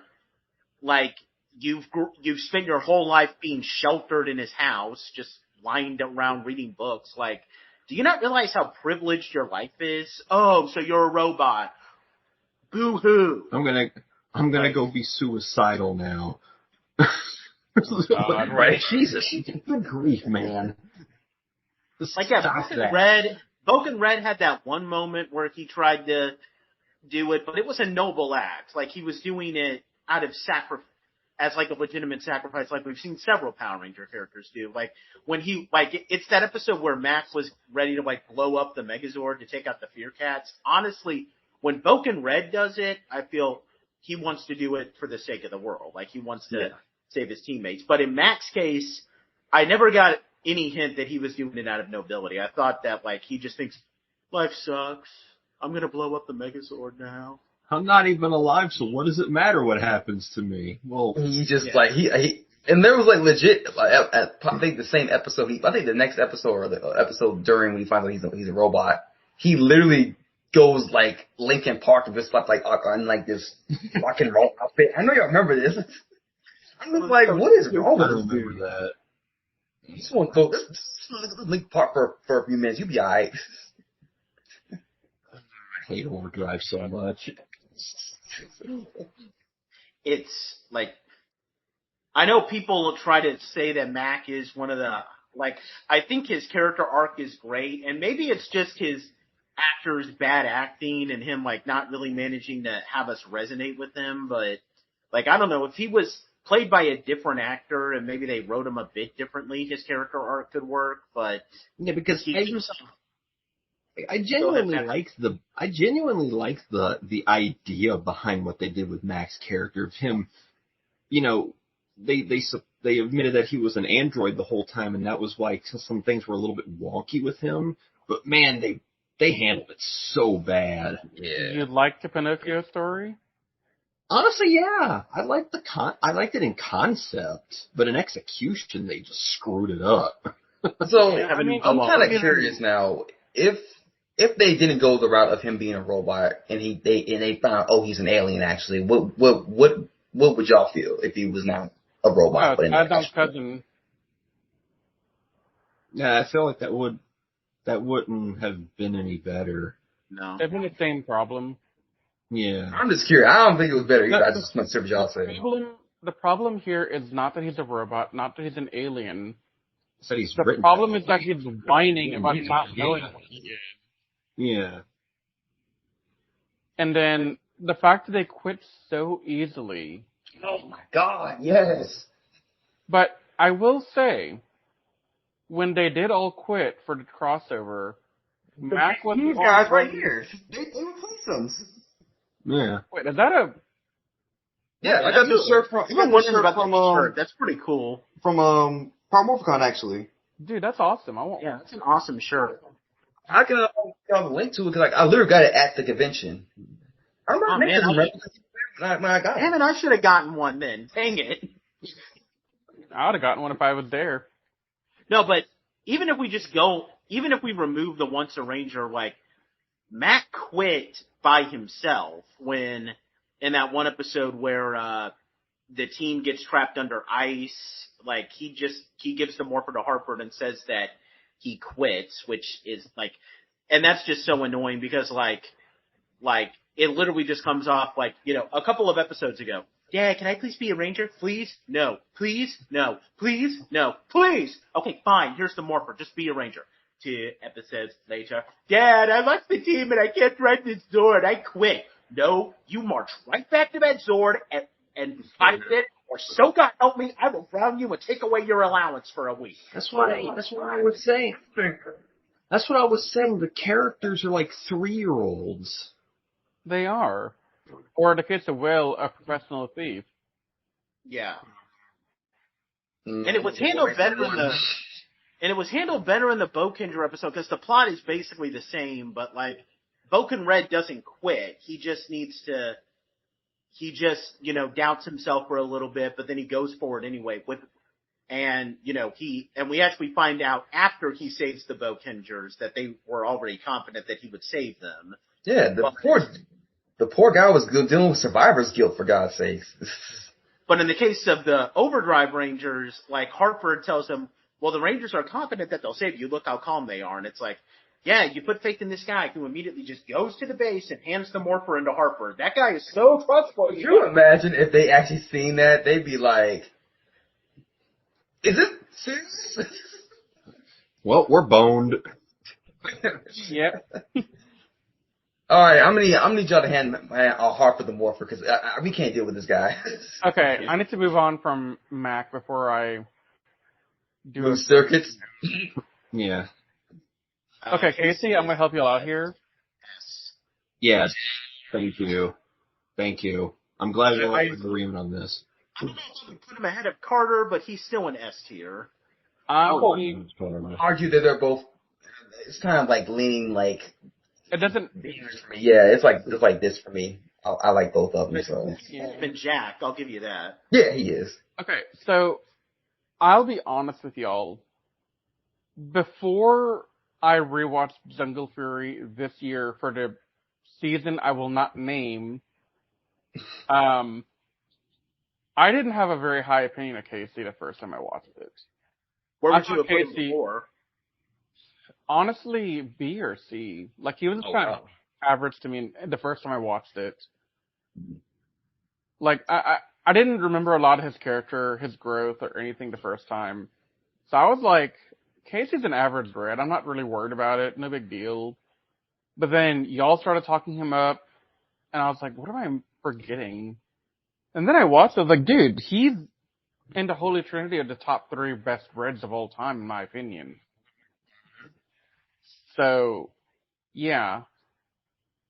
I just think Casey is an incredible character, but I extremely misjudged, and I regret it. Yeah, he just has the best character growth. He, and it feels very natural, and... Okay, so he does the entire, I'm not ready to be a red, I'm not ready to be a leader thing better than Nick and Mac. Yes. Because he goes through this arc of, I can't be the leader because I have the least amount of experience. I can't be the leader because RJ is way better than me. That's facts. And he goes through so much development to finally get the courage at the end to be the leader we all needed him to be. And it's so fulfilling to me seeing him come back in Megaforce with that confidence to teach the Megaforce cast what to do. It's like finally he gets to be the teacher instead of being the student. Yeah. I mean, the only thing I wish they would have, they touch upon this mainly just at the end. I wish that it was touched upon in other episodes. I wish that they emphasized more that he feels guilty that Jared got possessed by Daishi, because if he hadn't been selected with Theo and Lily, then Jared wouldn't have gotten mad and gotten possessed. I'm glad that they did that at the end. I just wish that was like a recurring thing that maybe was emphasized. So they emphasized his rivalry with Jared a little bit more. But that's just a minor nitpick. But that's a very common issue across all the seasons, though. Mm-hmm. They don't know how to handle the awkward confrontation of your own internal feelings. Yeah. Like, Mighty Morphin was, in my opinion, really bad at understanding how to deal with Tommy becoming a good guy, and the team's being like, oh my god, friendship bracelets, let's go. And it continues, like, every now and then, you have a case where the team goes through something and they regret it. Except for Overdrive. They don't even know that they have to regret it because they're just that bad. Well, and I think it's because it's a kid's show and they're scared to go into heavier items like that. Mm-hmm. But that's just a nitpick. I mean, even if I keep that, I mean, he's still an S tier in my opinion. Yeah, no, definitely. I mean, even, like, I know that this is gonna trigger Riz in some way, but even comparing him to his Sentai counterpart, like, look at the difference in how they handle it, because they both came into the teams as inexperienced. But it felt like how they handled Jean was he just instantly picked up on stuff. It didn't feel natural. When Casey, they had him go through, like, training montages. Yeah. He was a quick learner still, but they still showed him having to go through the follies. Because remember that scene where Theo was teaching him how to use the nunchuck, and he was like hit himself on the head and everything, but then he slowly got used to it. But Don really yeah, his progression to being a master felt real. Mm-hmm. And so that's just something Jungle Fear did better than Geki Ranger in general. But it really helped with Casey. It's one of the many things that Jungle Fear did better than Geki Ranger. Yeah, but it helps with Casey because he's the surrogate character. He's the guy who we basically follow his journey primarily. So seeing him go through these trials and tribulations of getting better and better, and then that final scene where he walks into Daichi's palace and beats the snot out of him was so satisfying because, like, man, he's come a long way, hasn't he? Yeah. Yeah, and so to kind of go off of what you're saying, you're 100% correct. Mm-hmm. At the core, without any of the storytelling, Casey and John are our inside view to a world we're not really aware of. Mm-hmm. Like, we had never seen Paiswa before Jungle Fury. We had never seen The Order of the Claw. Whatever the hell they called it in Gekko Ranger. Jukin, Walkie Walkie. But so here's the thing. You're right. Casey went through the montage and he learned. John, on the other hand, he wanted everything handed to him immediately because he's a 2-year-old and he's in that id complex of I want, but I won't give you anything back to earn it. He didn't even earn getting the power up. He quit before he even began, but they gave it to him anyway because they felt bad for the poor kid. That's the epitome of worst character. While Casey unlocked Jungle Master Mode by refusing to give up against Jared / And oh man, the Jungle Master Mode first appearance was so much better than the Super Geki mode. Yeah. It's not even funny. I mean, I wish that I wish that like them facing their fears in the spirit world, like I would have liked if it was a deeper thing, like maybe Casey's fear isn't a monster in his closet. It's him being afraid that his inabilities as a leader is going to screw the team up or something. But I mean, it's a minor nitpick. I mean, it still ultimately gets the job done, so I'm not going to complain much about it. Yeah. So I have nothing else to add on Casey, but Scott is the next one up. I mean, all I'm going to say when this one last thing with Casey, like, if what I was saying with, like, Mac to Boken Red, it's basically vice versa. Like, imagine if Casey was Geki Red and John was the Red Jungle Fury Ranger. Like, it's that bad of, like, a downgrade. Yeah. So, because going back to what we said when we were doing our Geki Ranger review, just put the Jungle Fury Rangers in the Geki Ranger story and we'd have a perfect show. Yeah. But yeah, we can move on to Scott now. Cool. He's kind of D for me, honestly. Nothing against him, but it's just like, I'm just like, that's way worse than I expected anyone to say. I have my problems with Scott as a character also, but no, I'd put him at B at worst. I was gonna say potentially C.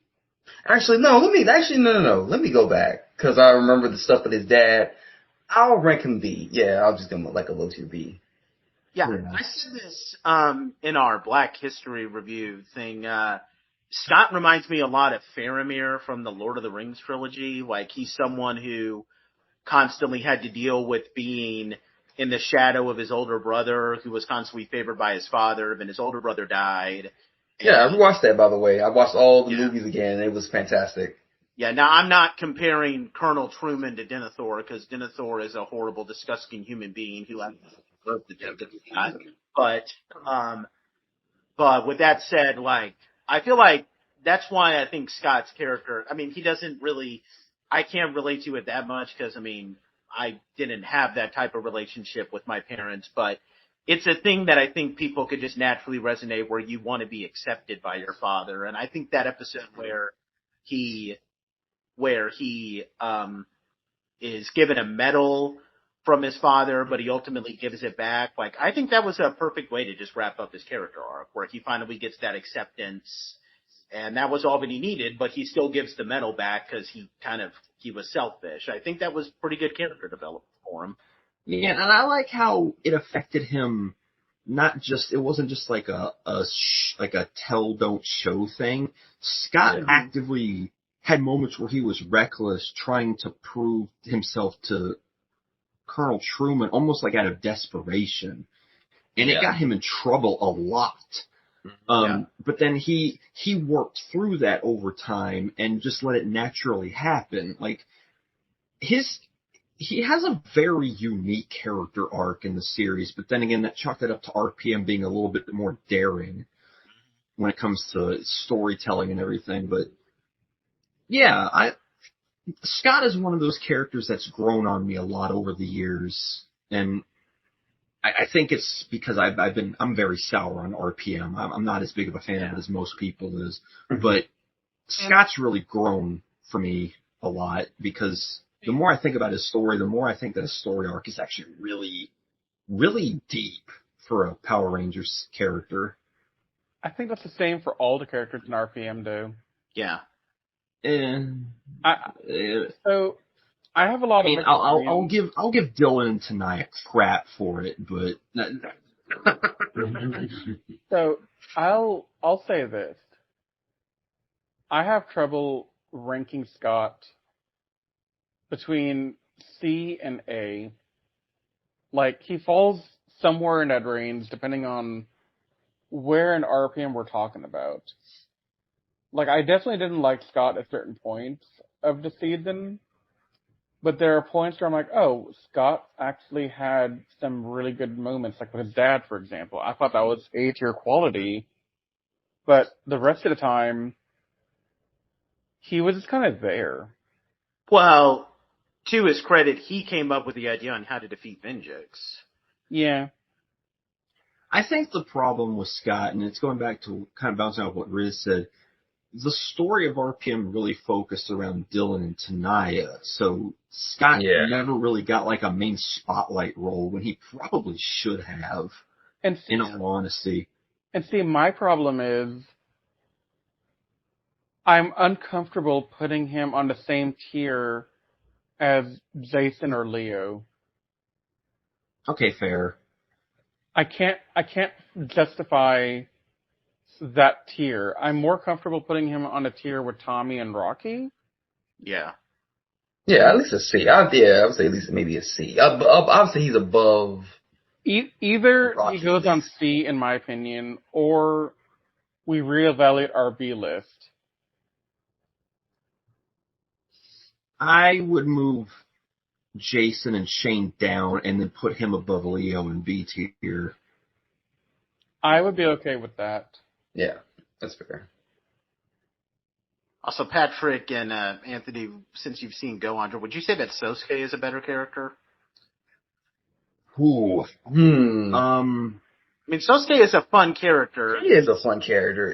Like, he has times where he's just like, oh my god, you're kind of annoying, dude. But I don't hate him though.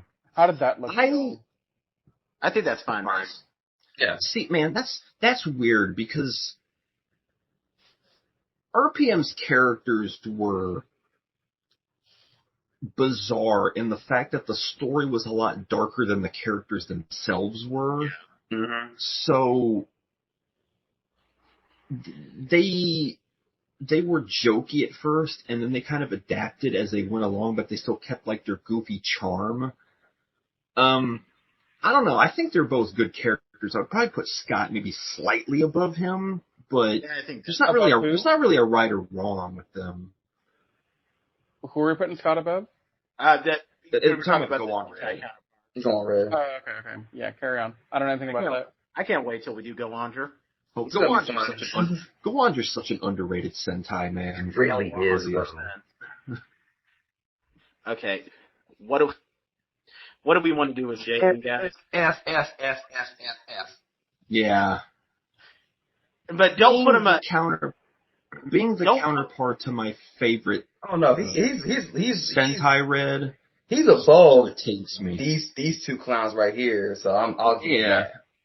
Yeah, don't put him behind Mac or Nick. No, God, no. I want to pause here for a second and talk about this before we do it, though. I have a case for him being a very low D tier. I mean, I'm gonna hear you out first. I'm gonna hear you out first too, even though I don't agree with it. I think Jaden is just poorly written. I don't think But, okay, Jaden is poorly written in the same way Cole was poorly written, and the way Orko wasn't even written at all. I never got angry and wanted to punch the screen when I saw Jaden on camera. I did. I mean, here's my biggest issue with Jaden and why I think F tier is reasonable for him, and it's mostly just the fault of Samurai's approach to adapting Shinkenger, where they took away his importance. Yep. Because they took away the Lord concept in Samurai, so him being written as more important didn't make any sense, and then when Lawrence showed up, him leaving was just Jaden being a complete dipwad instead of him being kicked out like Tagaru was. So he was very punchable in that moment because there's no reason for you to leave. There really wasn't. And I would argue that he's the most inconsistent, character in Power Rangers. Because here's the problem: because they want this appeal to kids, and they want to preach messages about teamwork and working together. They make Jaden constantly talk about how we need to work as a team, and we're great, we can do this together. But then they go and they copy all of the big character moments of Takaru being a loner, and it works with Takeru because that's just who he is, and that's how they've been writing him, but it doesn't work with Jaden. And nowhere is it more perfectly emphasized than in the first episode where they're using the Sentai footage. Jaden says, "Guys, we can do this together. Okay, now I'm gonna charge in by myself." That made no sense. Samurai's biggest downfall was trying to copy Shinkenger. And failing. And leaving out the most important detail that made Shinkenger what it was. And Jaden suffered hard because of it. Yeah. I will say, I will make the argument here for highest possible ranking within F tier for Jaden, looking at the remaining Reds that we have to go through. I mean, if you wanted to put him in low B, I wouldn't be against it. But I just want to distinguish that I think of the Fs that we're going to be assigning from here on out, he's the best of them. He's the best of the Fs. Yeah. Mm-hmm. I'll even agree to say that. That's all I'm saying, is that he's the very lowest of the D, but he's the highest of the F. Okay, that's fair. I can agree with that. And on a side note, he has a very creepy smile. Please don't look directly at me. He does have a creepy smile. Every time we talk about Jaden, I have to go back to that time where he showed in Megaforce, and he did that smile, and he did that dramatic zoom in on his face with that smile. I was watching that episode live, and me and my brother literally screamed.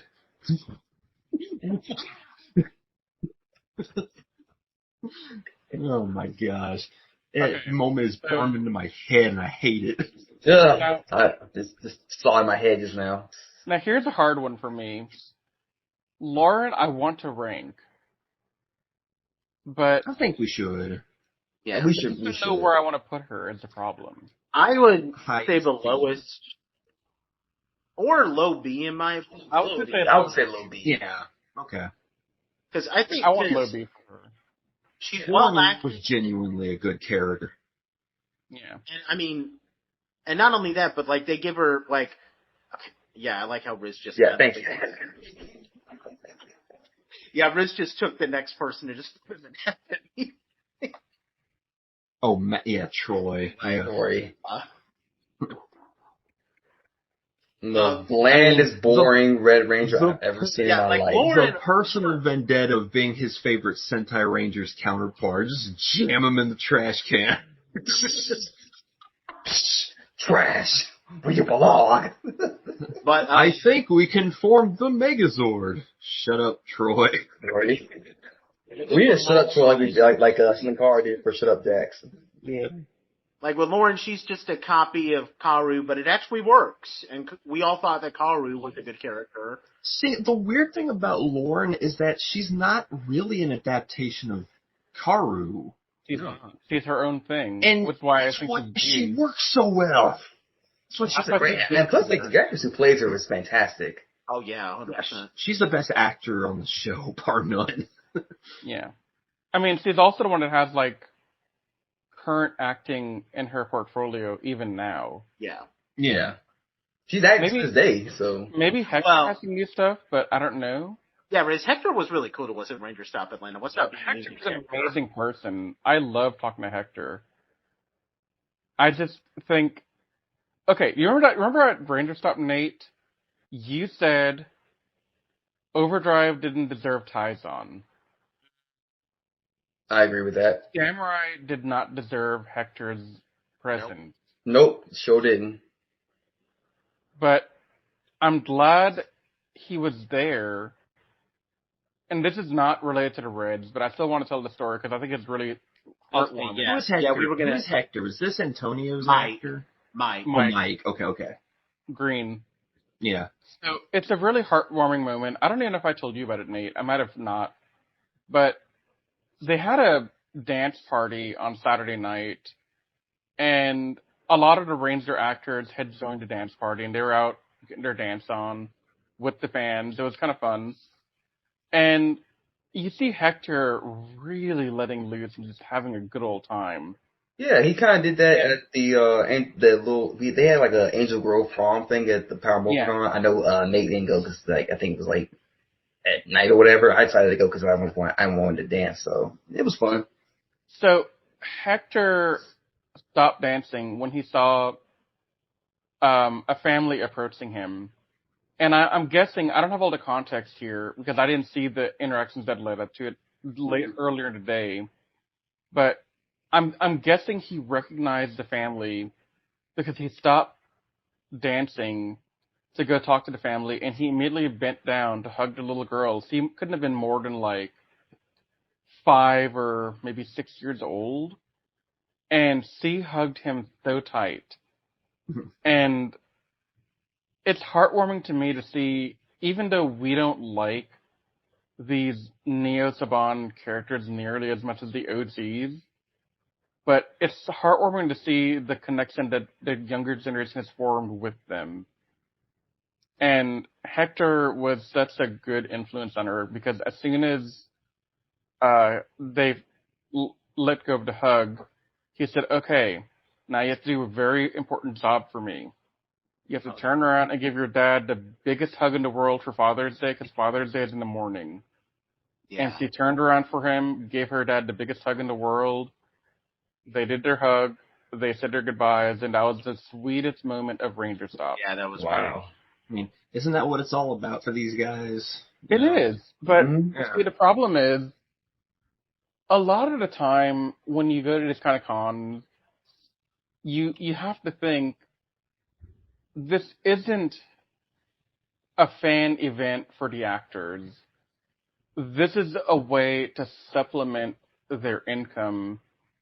Because you gotta remember, especially in the current climate we have with the writer strike and the Screen Actors strike ongoing, a lot of these actors that we grew up watching, like Austin St. John, Christopher Kamen Lee, all of them really, except for what's her name?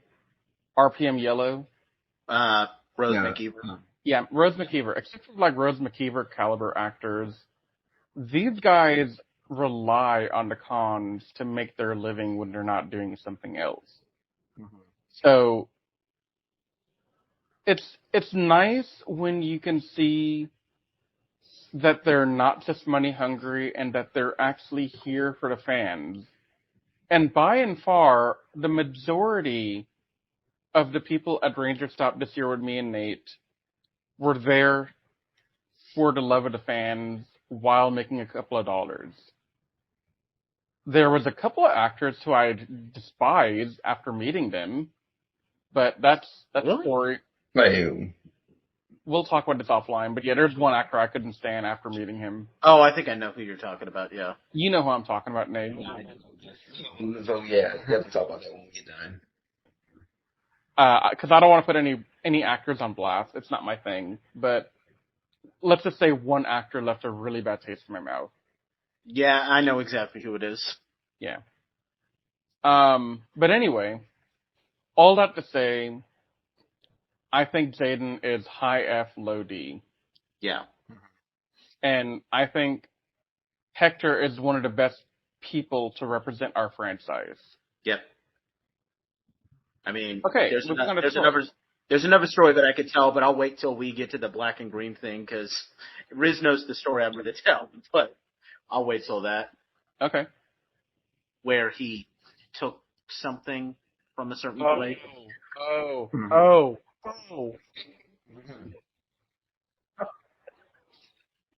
I'll tell that story in another podcast. We're going to save that for when we get him on camera to do an interview with us. Yeah. But anyway, do we want to talk about the guy who Riz just, preemptively put in the F tier? Yes. Speaking of, I want to bring up something for him first before we delve into him. We were talking about how the actors are themselves. Andrew Gray is hilarious. Andrew Gray is amazing. He is. Yeah, he is such a funny dude. I've seen him in all these interviews and stuff off screen. He even admitted that he hated the script for Megaforce and he wanted it to be something more. So I can't fault Andrew Gray for anything. I don't fault Andrew Gray for anything. Troy is such a boring piece of crap character. And it's how they writ him. Why would you write his character so bland and generic and have him talking in a monotone voice like this? You saying tears?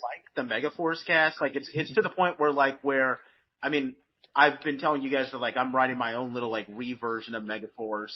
I'm using the same cast. I still have Andrew Gray as Troy. I still have Ciara Hana as Gia. As he's good. Yeah, of course. But never disrespect the goddess. So I know that there's a lot of people who like to hate on Andrew Gray. He doesn't deserve that hate. And I want to voice appreciation for Ryota Ozawa, who played Marvelous. He actually defended Andrew Gray on Twitter. I have to respect Did he really? Yeah. He did. Wow, that's cool. I love it when Sentai actors and Power Rangers actors show admiration for one another. It's so fun when that happens. It is. And, to kind of go off of what Nate said, me and Nate have met, I know for a fact the two of us have at least met 3 of the 6 Rangers from Megaforce. Mm-hmm. And I have nothing but positives about them. Obviously, I will never say anything against Ciara because that's my wife. Obviously. But Christina Masterson and John Laddermilk. I can't say his last name. I don't know how to say it. Laddermilk or whatever. They were such a nice group. Ciara gave me a big hug, and we talked for the longest time about her other projects she works on. And Christina was so nice and sweet. John was cool. I didn't really interact with him as much as I wanted to. That's one of my regrets leaving Ranger Stop, but he was definitely still a cool guy in the interview room that we had with him. So I do want to say, before we get into that these guys are a really tight-knit family of Rangers, and I like it. Because if you look at social media and the cons and all that, you're going to see Mighty Morphin, the Zordon era in general, in space.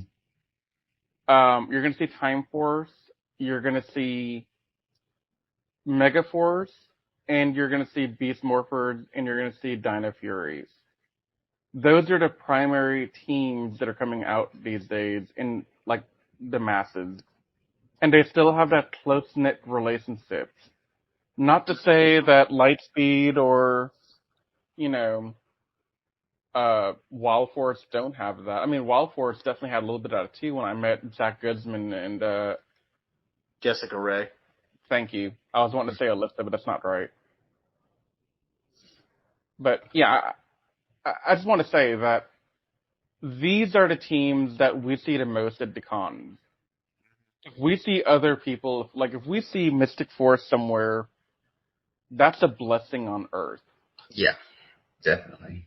Mm-hmm. But so we shouldn't badmouth Andrew Gray. But putting that aside, No, I would never about the actor. He did nothing wrong. It's the character I don't like. but putting that all aside, I hated Troy as a character, and here's why. The most obvious reason is he's not Marvelous, and he wore a Marvelous suit. So screw you, Troy, for thinking you're good enough. Yeah. If you just wore Alata's suit and we're done with that, that would have been fine, because guess what? Alata Stand where he stood. Alata is a terrible character. You can have that suit, but not Marvelous. He made Alata's suit more bearable. Yeah, I guess. I mean, you guys know how I feel about those characters. I don't like it either. The acting, because of the script, made it so that Troy was very wooden, very bland, and very dull, and very monotone. So he'd walk around saying, guys, where's Robo Knight? You gotta find Robo Knight. And he'd constantly mention in the first season, I had a dream. But then as soon as we get to the stuff that would be relevant to the dream, he stops talking about the dream. Like, what? And he doesn't mention the dream again until the dream literally happens in front of him. Yeah, it's like, when you mentioned it's happened my dream. When you mentioned his relationship with Robo Knight, I literally had a flashback to Linkara's reaction to that scene where Robo Knight comes back, where Let me imagine. Start shooting the wall. Yeah, he pauses the video, and then he starts laughing, and then he just takes out a gun. He's like, He start shooting the wall. Yeah. And I mean, also, why did Troy go Super Saiyan? like, apparently there was supposed to be like a chosen one type of story with him, which I'm gonna be using in my own way and my whole thing, but it's kind of a spoiler alert there, but whatever. But Yeah. like, apparently that was what they were going for, but they didn't adapt it. Yeah, because apparently, I heard this from, I think Linkar had said on one of his videos about it.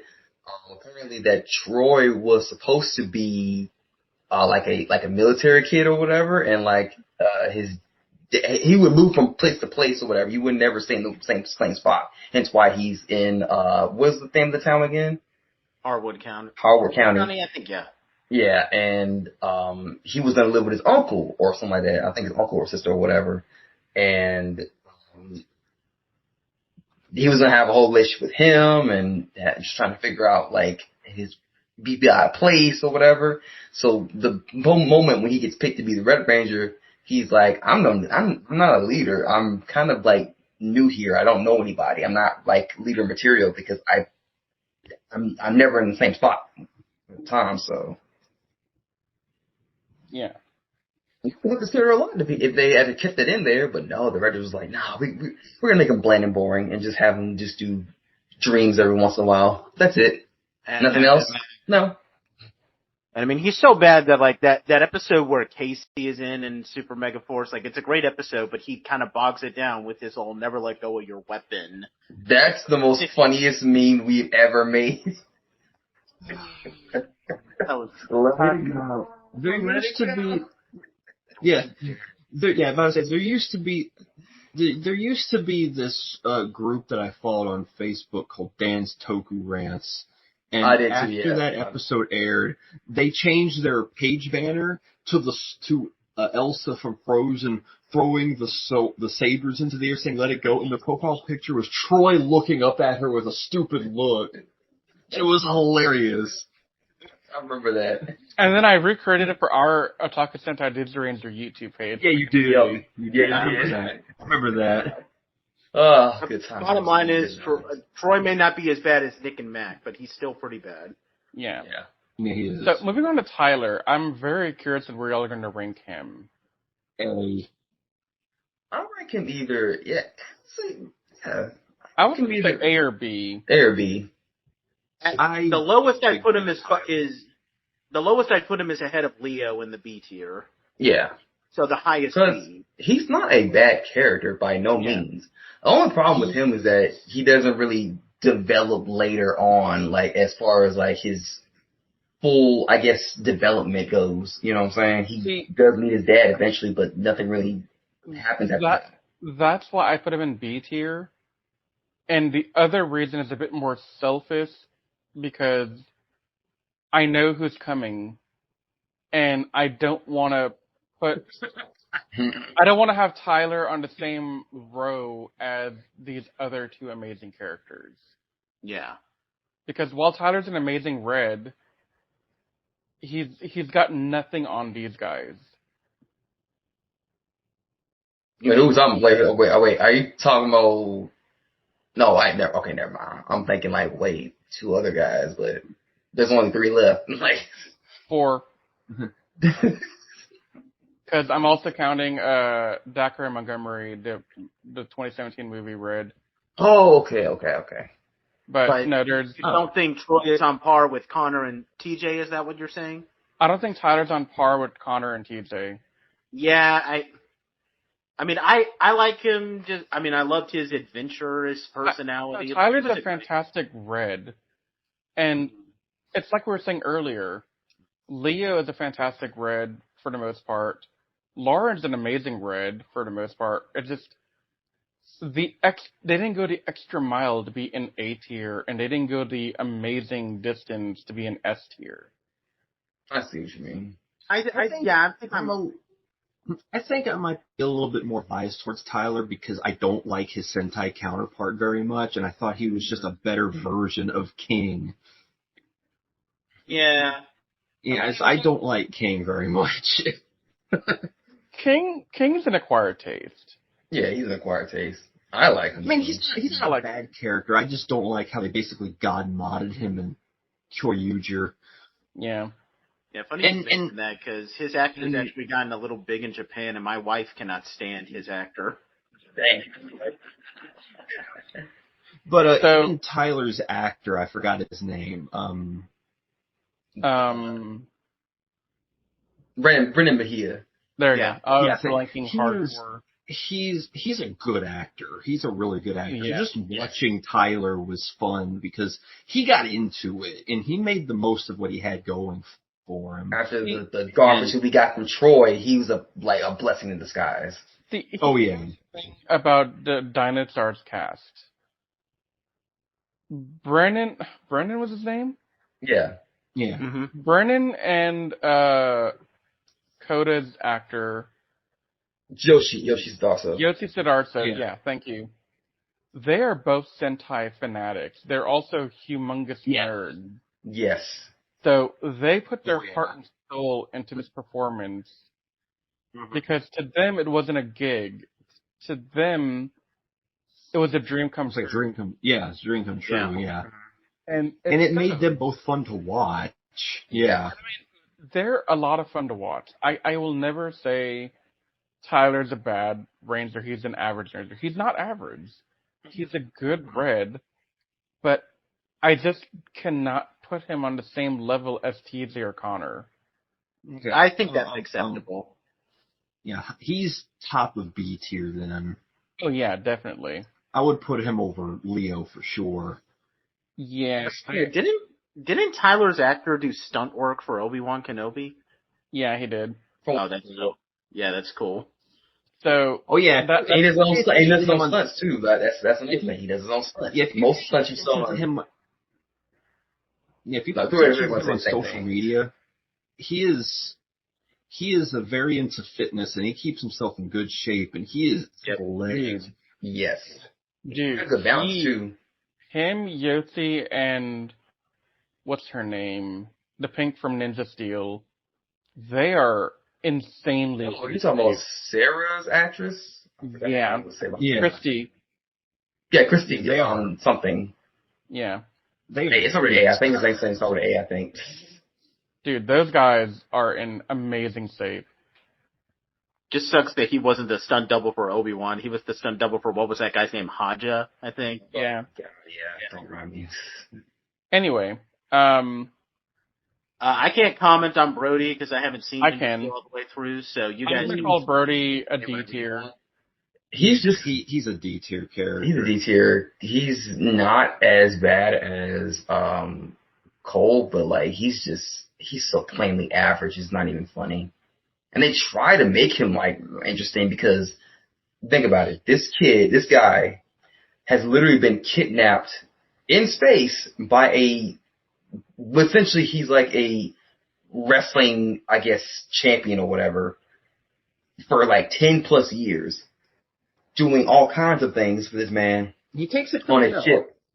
Like he basically like a slave driver for this guy. Basically, he mops the floors for. I don't know what he's doing. Honestly, he could have been torturing him for all we know. But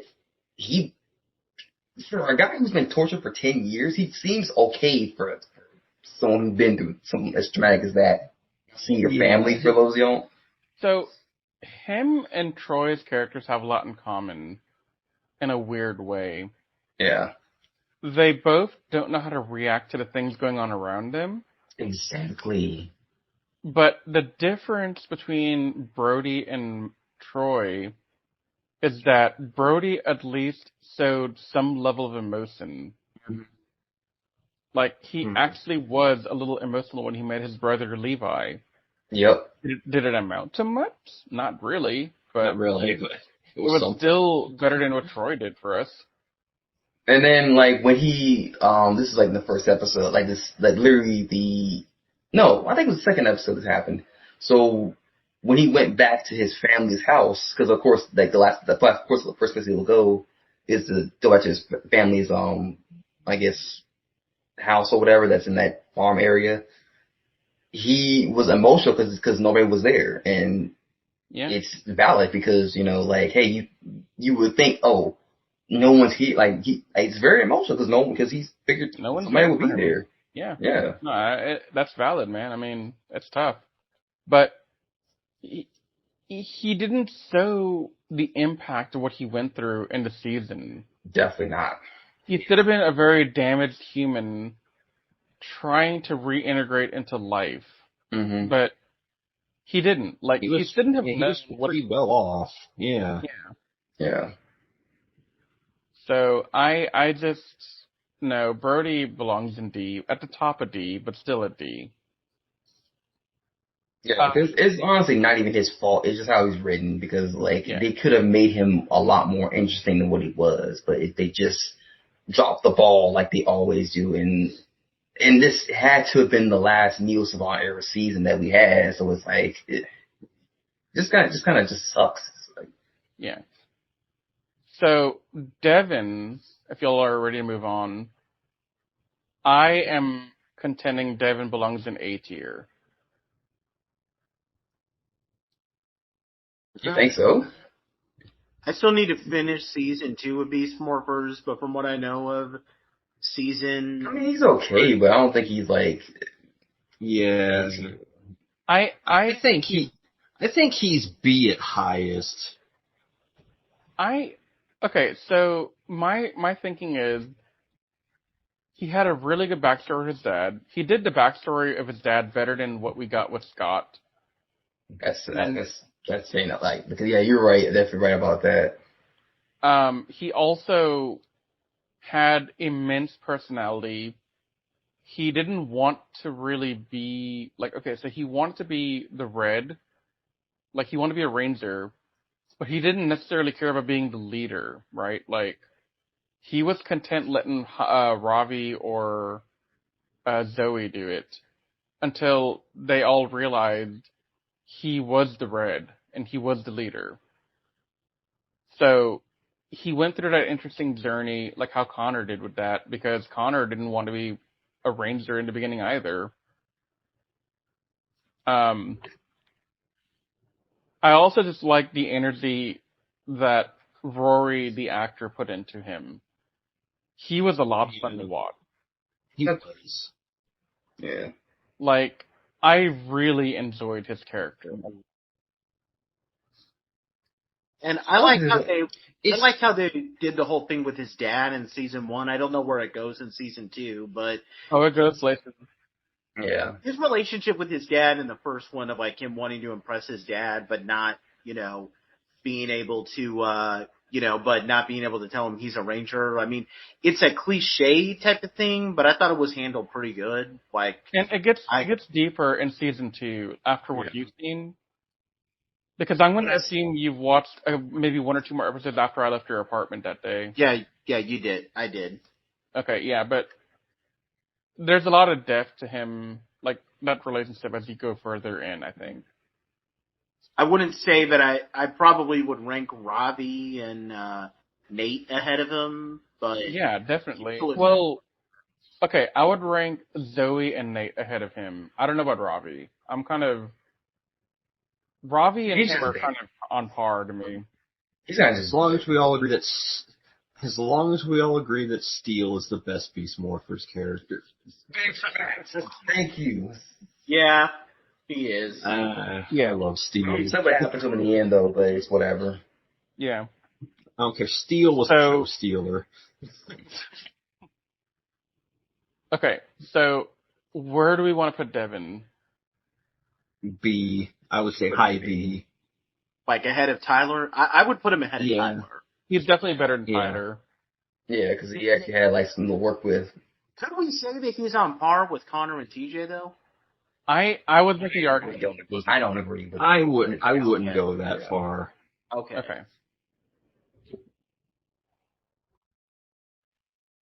Okay. So next up is Zato. And what? I was gonna say, you know what? He could be either A or B for me.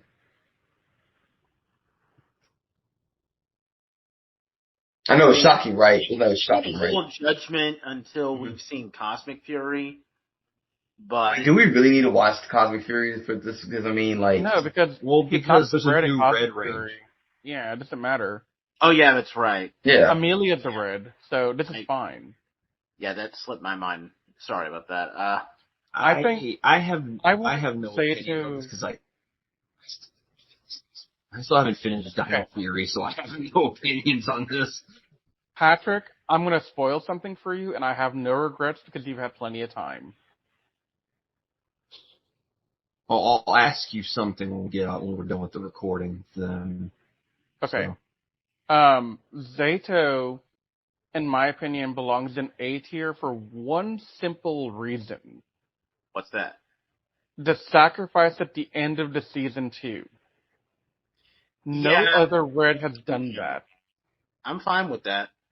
Like, literally none of these reds, even the S tier reds, have never given their life to end it. Well, okay, to be fair, we've had moments where some of them have been willing to give their lives, like when Carter... Willing to, but actually done it. Yeah, but they tried to, and they just ended up surviving, if you know what I mean. Right, because they're badass, and that's why they're in the S tier, and I'm not even saying to put them in S tier, I'm saying put them in A tier. Yeah, that's right. Like when Carter points the 2 big weapons at that monster and fires them at point blank and blows up in an depot. Right, I mean, I just think Zato belongs in A tier for that one reason alone. Now, I know there are some people out there that don't like Zato because there's some weak writing moments for him, and I'll agree with you on that. I do agree with that, yeah. But I also think he's heavily redeemed by the ending. Mm-hmm. Like, I'm not going to say he's better than Connor or TJ, but he's definitely on that level. Well, I always liked him because I always thought that he was a great, I always kind of looked at him as not just a leader, but kind of a mentor. Because, I mean, literally, it was either the second or the third episode, he's teaching Amelia and Ollie how to morph. Second episode. Yeah. So, he has all this knowledge of what was the name of the planet again? Rathcon, yeah.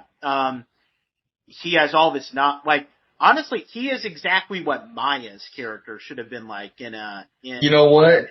I disagree with you on that, definitely. He has all this knowledge of this alien technology, and and it's not like he just forgot about it. Like, he knows everything about this, and so he's not just a leader.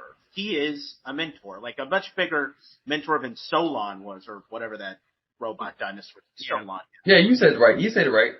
Yeah, like that I would honestly put him in A just simply because he's both effectively a mentor and a leader. If that makes sense. Yeah, you're right. Do you agree with putting him in an A tier, Anthony? Yeah, I agree with him. Like I said, if it was me, I would have put him in B per se, but I did say A or B, so it's just fine. Yeah. Okay, well that wraps up the series proper then. So all we got left is the 2017 movie, which I have not seen in a while. So this is going to be difficult. I have opinions, but I want to hear Patrick's first. I genuinely thought the 2017 cast was well written for what little time they had to work with them. Mm-hmm. I'd probably put him into the B tier though. Yeah, because like he's not a bad character. I just wish that we had another movie or two to have him be fleshed out a little bit more, because there's a really good foundation for a very good take on Jason in there. Yeah.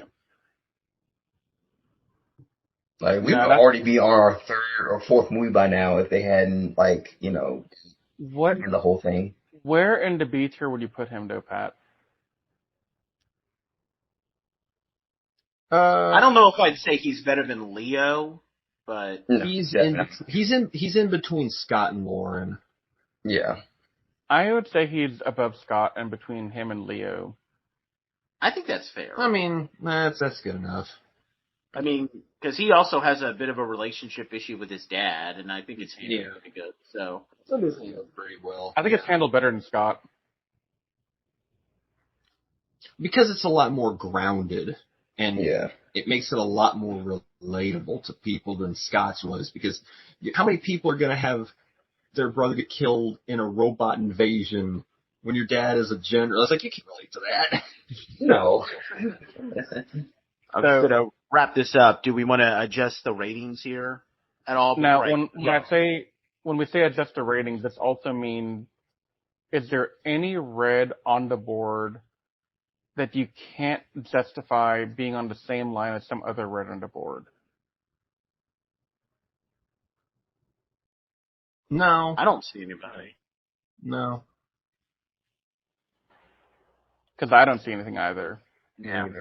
No, I think everybody is in their right tier. That's for sure. Yeah. So for those who are just listening, so for S tier, in order we have Andros, Wes, Casey, Carter, Jack. Then in A tier, in order we have Connor, TJ, and Zato. B tier, we have Devin, Tyler, Leo, Jason from the 2017 movie, Scott, and Lauren. Then in C, we have Jason, Tommy, and we're only counting Tommy as a Zeo Red. Shane, Rocky. Then D, we have Brody, Orico, and Cole. And then finally, to wrap up the worst of the worst in the F, we have Jaden, Troy, Nick, and Mac. Good. All of them belong there. Yeah. I'm not argue that at all. So I mean, I'm sure we all... Go ahead, Riz. I was going to say, I will say, this is a lot more fun than I was expecting, and I think we should do this for the other colors down the road. You know what? Yeah. What though? I'm kind of curious though. We're gonna do about the special cases for some of the Rangers, because I mean, like Wait, what do you mean? Like, I'm trying to think. Certain, because there are certain colors that aren't really technically like you can. Are you talking about like someone like Hunter, Anthony, or you talk about? I'm saying like how we dealt like characters who have like a special color that's not technically part of the main. I like to handle it the way that I'm doing the Sentai tiers, because I have Sentai tiers open on my laptop just to update it every time I finish one of the Sentais. They have the Go Riders, Special Rangers. So the Thunder Rangers. Special Rangers, okay, yeah. They're ranked like in the same category as like Deca Master or Walls on Fire or something like that. Okay. That's okay. Yeah. Yeah, so Eric, the Quantum Ranger, is a 6th Ranger, so he'll fall into that category. Yeah. like we wouldn't count Tommy, like Green Tommy and Cam in the same category as Joel and Trip. Correct. Okay. Yeah. So, but yeah, we should definitely plan to do. We should do blue next, just for the order of the colors. Oh yeah, definitely. Agreed. Yeah, but we can Now, are plan. we doing yellow or green after that? I would do yellow after that, Okay. me personally, but Now, Go ahead, Riz. one thing to kind of add on here, it'd be kind of fun to take this tier list later and then reevaluate them all solely on leadership and not on their overall qualities as a character. And then include all the leaders, like Delphine and Zan and all them too. Yeah. But that's That a whole would be- different podcast. Yeah, we can do that after we tier all people up based on color. Yeah. But yeah, this was our 100th podcast, ladies and gentlemen. We hope you guys enjoyed this as much as we did. And yeah, we are definitely now going to do tiering for all the other ones. Now, next time, after we do our, we're going to be moving on to like weekly King Oger ones. So we're going to be doing King Oger 22. And then after that, at long last, we're finally going to be wrapping up G-Ranger. Thank the Lord our God. We'll be wrapping that up. We'll let you guys know when we're going to do another tier ranking. We might do it soon if we ever need to, just kill some time, just do a filler podcast. But we will be doing tiers for other ones. So we hope you guys will check us out. If you're watching this on YouTube, please leave comments down below with any disagreements you have with our Red Ranger rankings. Like if you think that Troy is worse than Mac or Nick or something like that, you can leave that comment down below. We will take your comments into account. We also want to thank everybody who listens to us on iTunes and Spotify. We love all you guys who take the time to listen to us. Leave us a good review or bad review if you just don't like us. I mean, it is what it is. With that said, we have a Toku Secrets podcast, and we will see you guys next time when we do our King Oger and G-Ranger stuff. But until that time, you guys stay safe. We love you, and may the power protect you. And we will see you for 100 more episodes, hopefully.